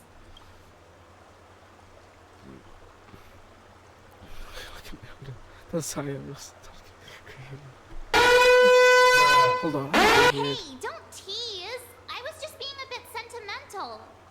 Perhaps every adventurer far from home carries a fountain within their soul. Even though the other side of the sea remains shrouded in the unknown, the fountain in front of his house serves as a compass, leading him back to his cherished ones. Yeah. While Grandpa was at home, we would stand by the fountain and place the compass, a toy boat that I made, into the pool. Back then, I would ask him when I could go on adventures like him, and he would always laugh and say I was still too young. It seems this Mikhail is truly a seafarer and has nothing to do with the watchmaker. Yeah. Based on MISHA's recollections, the scenes in the dream bubble appear to be his childhood memories. But this raises more questions. According to MISHA, he was clearly born on an oceanic planet and led an ordinary life, with no connection to Penacony at all. Could this be some sort of metaphor? Perhaps the sea refers to the memory zone. Maybe? I'm sorry. I don't know, but my memories keep pouring out uncontrollably, like water flowing from a fountain. Perhaps I'll remember more things if we go further.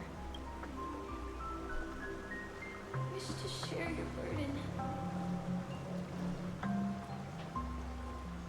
We're going to the opposite side, right? No, we should turn left here. Huh? Something feels different about this place. This is it. I remember this corridor. Up ahead is Grandpa's study. It was in that room that I saw him the last time. Not even the sea can stop us.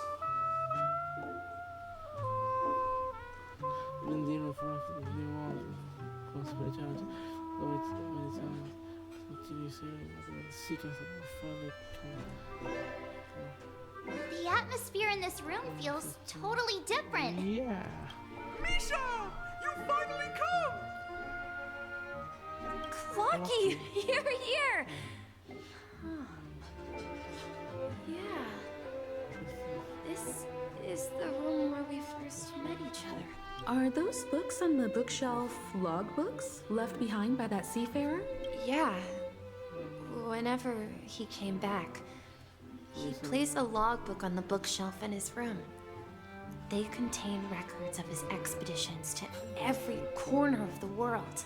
He described our world as a fountain, At some point. At some point, the sea started to gradually swallow up the land where people lived to ensure that everyone had land to settle on. Yeah. He had to continue exploring the sea in search for the source of the rising seawater. On that day, he called me to his study, telling me that he was embarking on another journey. However, I could sense the gravity in his expression. It was the same look I had seen on my father's face before his final voyage. I asked him if I could go with him, but he said that my adventure lay elsewhere and told me to stay home and patiently await a certain sound at the door. What sound? He told me about a vast ocean in the sky. An ocean of stars. He spoke of a train that transports children with a desire to venture far away, traversing the sea of stars without ever stopping.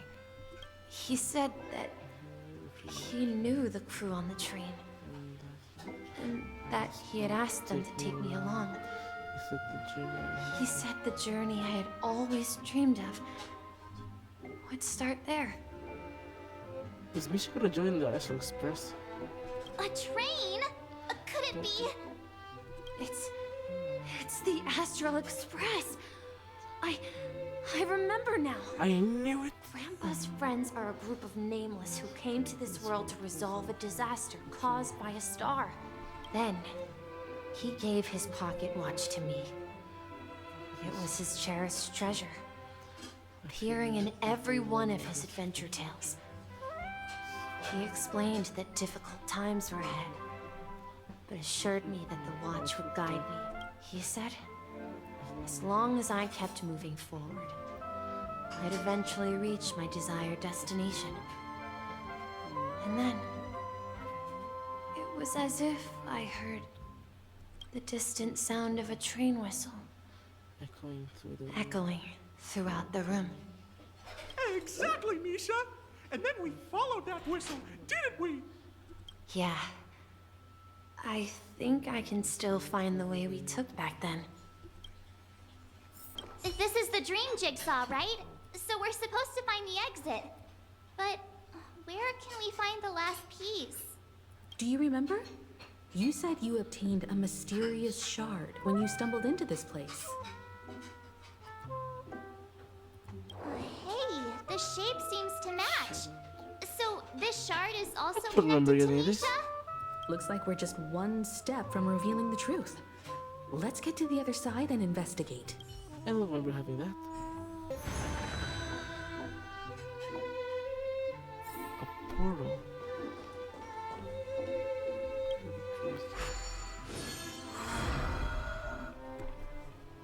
This is it. This is my room of clocks. While I spent my time waiting for Grandpa to return from his voyage, Walter gave me this workshop, and it became my secret base. Here, I learned how to repair clockworking gears out of my fondness of precision mechanics. In my dreams, I was the captain of the compass, embarking on adventures with my companions, Clocky and Miss Mirror, in search of the new world. I was born and raised here. So, this building in the dream bubble is your childhood home? Yes, but not exactly. To be more precise, this dream bubble itself is my home. Looks like you've remembered everything now. Wait. Why does it feel like everyone else knows something I don't? Yeah, she's the only one to still talk to, but annoyed. March, do you remember when he mentioned a clocky that only he could see? Yeah, the little guy here, right? But we all saw him in Dreamflux Reef. right? Right? And Mr. Yang even greeted him. Looks like everyone on the Astral Express has a childlike spirit. The answer lies in the Astral Express. His experience shows that neither Firefly nor Acheron can see this Clocky.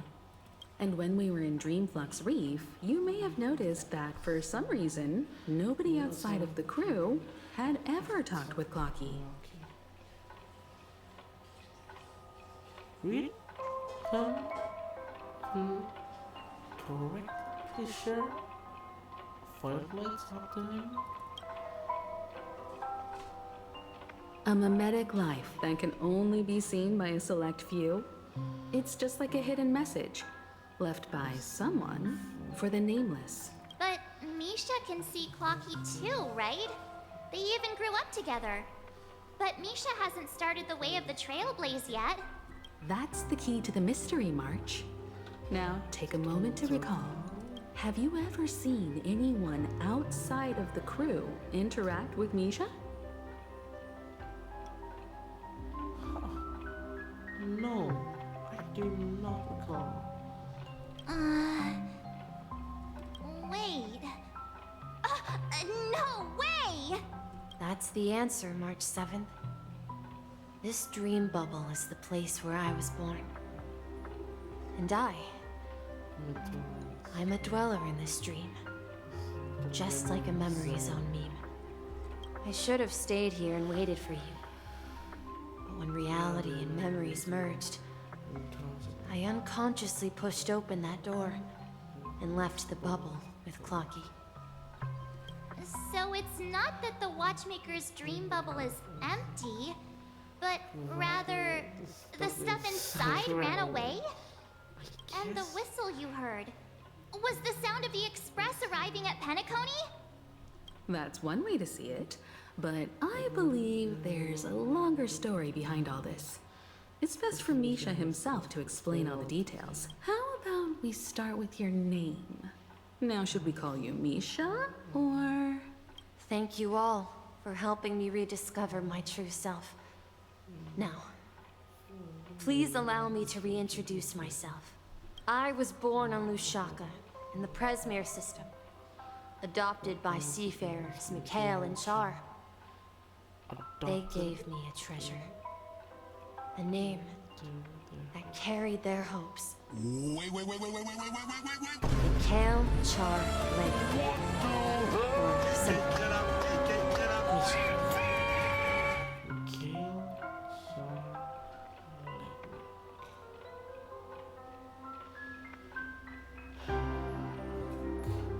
Color me surprised. I did not expect that. If you prefer, you can call me by a more familiar name. The Watchmaker. Damn. Did not expect that. So, you're the Watchmaker himself? Unfortunately, that legendary figure is no more. I'm only a reflection of his life. As for the child who has been with you, he's the innocent protagonist of Misha's childhood dream. A friend of Clocky, a young apprentice, and a future mechanic on the Express. And this also marks the beginning of his journey, devoted to the Trailblaze. Joining in? At the end of the journey, I left this little flame, which I so cherished, in my deepest dreams, hoping to pass it on to the nameless of future generations. However, he somehow left the dream bubble and forgot all about his task. I apologize for all the confusion this caused. Because he was born with a desire to trailblaze, wasn't he? I don't think Misha has forgotten his role as a guide. He remembered it, and that's why he mistakenly appeared as a hotel doorman in his dream from the very beginning. The one who brought our unconscious friend here must have been Misha. If that's the case, we encountered the Watchmaker's legacy from the beginning, didn't we? Well, I have a sarcastic friend who says I always take big detours and end up back where I started. Perhaps that's what every nameless has to go through. Gallagher? But in the end, you found me. I'm sure you're all wondering what my legacy is. I believe my hound has mentioned the Stellaron and my wealth. If I may apologize, the Stellaron part is real. As for my wealth, however, it's nothing more than a baseless rumor. I left my homeland as a child and embarked on the journey of Trailblaze. I traveled to various planets until finally reaching Esdana, where my friends and I built the original Penacony and fought for its future ever since. I've been moving forward all my life, doing what I could to overcome the obstacles in my path. But ultimately, my journey reached its end, and I left behind no possessions worth entrusting.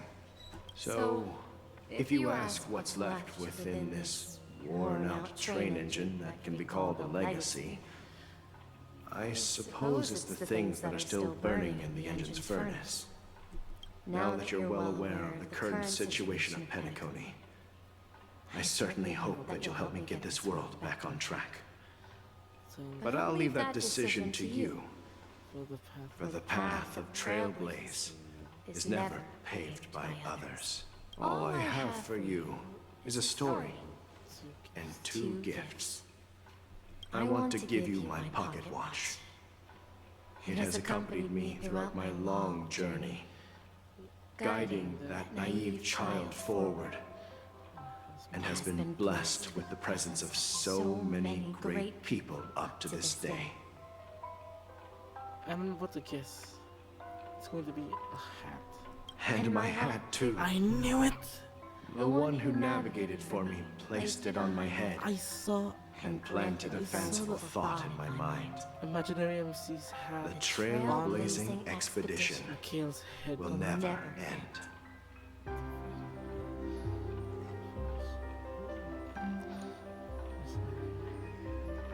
Now, it's time for you to make your choice. Once you've made up your mind, open that door and enter the long dream of an old man. I'll be waiting for you at the end of this corridor of time. All right, everyone. Let's make a decision. Although I don't think anyone will have any objections. Yeah, pretty sure.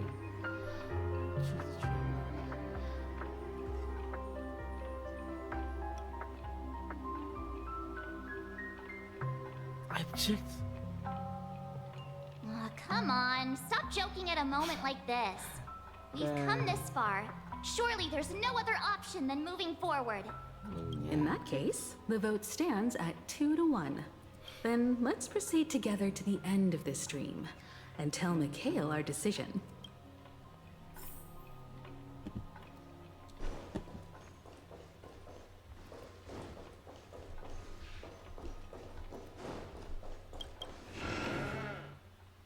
Mikhail, where are you going? Someone has to step up and save Lushaka. So why can't it be me, MISHA? Please don't go. And if you must, please take me with you. Don't leave me alone. Even without me, you know how to proceed forward, brave Captain MISHA. The compass is waiting for you. Haven't you always wanted to be a better adventurer than me? Guess. Now go, board that train and start your journey. Where are you going, Mikhail? Falcon I'm going to clean the floor in the parlor car. I've promised the conductor. Wait, first tell me, did you fix this watch? Yeah? I know what it looked like before. The chain was broken, the back case torn, and the marks on the dial all worn out. How did you manage to fix it? Well, it's hard to explain, but I knew it could be fixed. It's the hands, Mr. Amundsen. Its hands were intact and pointing in the right direction, so I knew there would be a way to fix the rest. I see. You'll work with me from now on. Haven't you always wanted to tinker with this train? You're its mechanic now. As for the conductor, I'll do the talking. But I only know how to fix watches. Don't worry. You've got what it takes. I'll teach you what you need to know. Where are you going, Legwork? It's time to head to our next stop.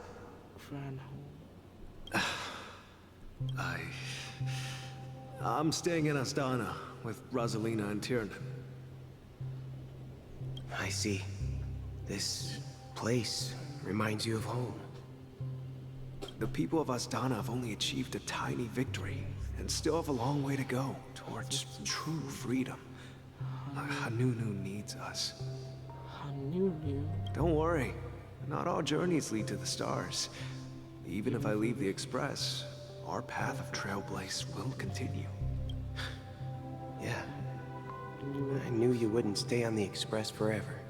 Leave in peace, my friend. Leave in peace, my friend. And, take this with you. This is Mr. Amundsen's hat. But why? When he departed, he said he would leave it to his best student. Well, I suppose the time has come. Farewell, Legwork. Take care of Tiernan and Rosalina. And don't forget to write to us. Where are you going, Watchmaker? Micah. Don't worry, Micah. Just going on a little trip. Someone has to be at the forefront of the interstellar frontier, and I'm the only former nameless in Penacony. So why can't it be me? Because you're all we have. Have you forgotten about Tiernan? The cosmos is way The cosmos is way more dangerous now. What will happen to What will happen to Penacony if we lose you too? But what will happen to Penacony if we don't find a way out? Ah, Tiernan. How could I ever forget him? I've spent countless sleepless nights asking myself why I didn't go with him back then. We Nameless won't stop. Don't worry, Micah. It's just a matter of getting back to my old profession. Just wait for me to come back. But if, and it's a big if I don't come back in one piece, then you'll become the next watchmaker. Where are you going, old man? Oh, you're here. Answer my question. What are you up to? Relax, Gallagher. I just came up with a great idea. Wanna hear it? This is an abstract image. What am I seeing here? Oh, come on. Aren't all your ideas just ways to get yourself killed? I may be blunt here, but you're the last remaining hero in Penacony. If you die too, the secret of Stellaron go to the grave with you. Yes. I'm afraid there's no way out in Penacony, so I'll have to consider alternatives beyond Astana. We'll organize a festival using the Watchmaker's legacy as a facade, and send invitations to the entire cosmos to gather people here. So, a desperate struggle against the family? Desperate? Don't we have you here, my friend? This task is challenging, but what hasn't been challenging for us along the way? Well, whatever you do, remember, Send invitations to us. make sure to send an invitation to the Astral Express. Misha! Where are you going? Oh, it's you, Clocky. Take me to Dreamflux Reef. Last night, I had a long dream about the day we met. I want to write down that dream. Write it down? Why? Oh, so I won't forget it. Do you remember how you got your name, Clocky? Of course! You told me that when you were a kid, you lived in a room full of clocks. Those wall clocks and pocket watches grew up with you and were your best friends. Yes, but what I didn't mention was there's a funny misunderstanding behind it. I was a kid, and there was always a special pocket watch in my memories. It was with my grandpa, guiding him on his sea voyages and leading the way in his every adventure story. I wanted to have a pocket watch like that too. And that's when you appeared in my dreams. Yeah. Every night, we boarded the compass and set sail together. But you know what? It wasn't until the day my grandpa gave it to me that I realized it wasn't a pocket watch at all. It was a compass. So, your name should have been Compassy. You know what? Yeah, it should be Clocky because Compassy sounds something bit different. And the watchmaker is just a nameless.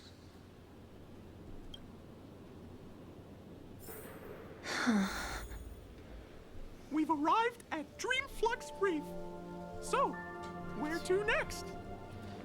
You know, Clocky, I don't think I'll be going anywhere else. Oh, is this the part where we get the imaginary hat and... Wait a sec!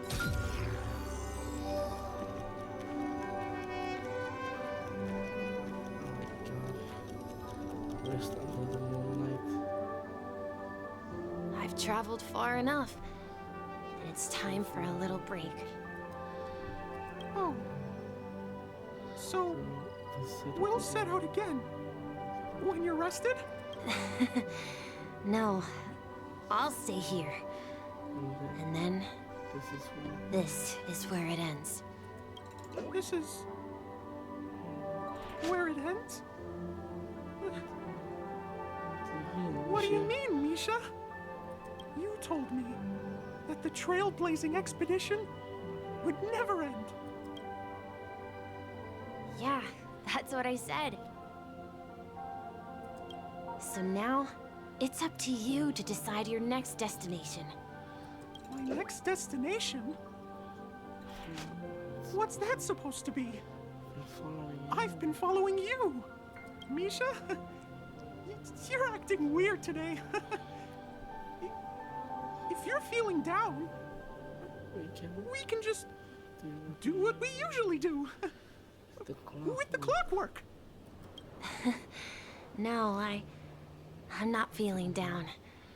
As for clockwork, yeah, it resolves all problems in this dream. That golden hour? That's definitely golden hour. So, do you know what clockwork actually is? I'm not quite sure.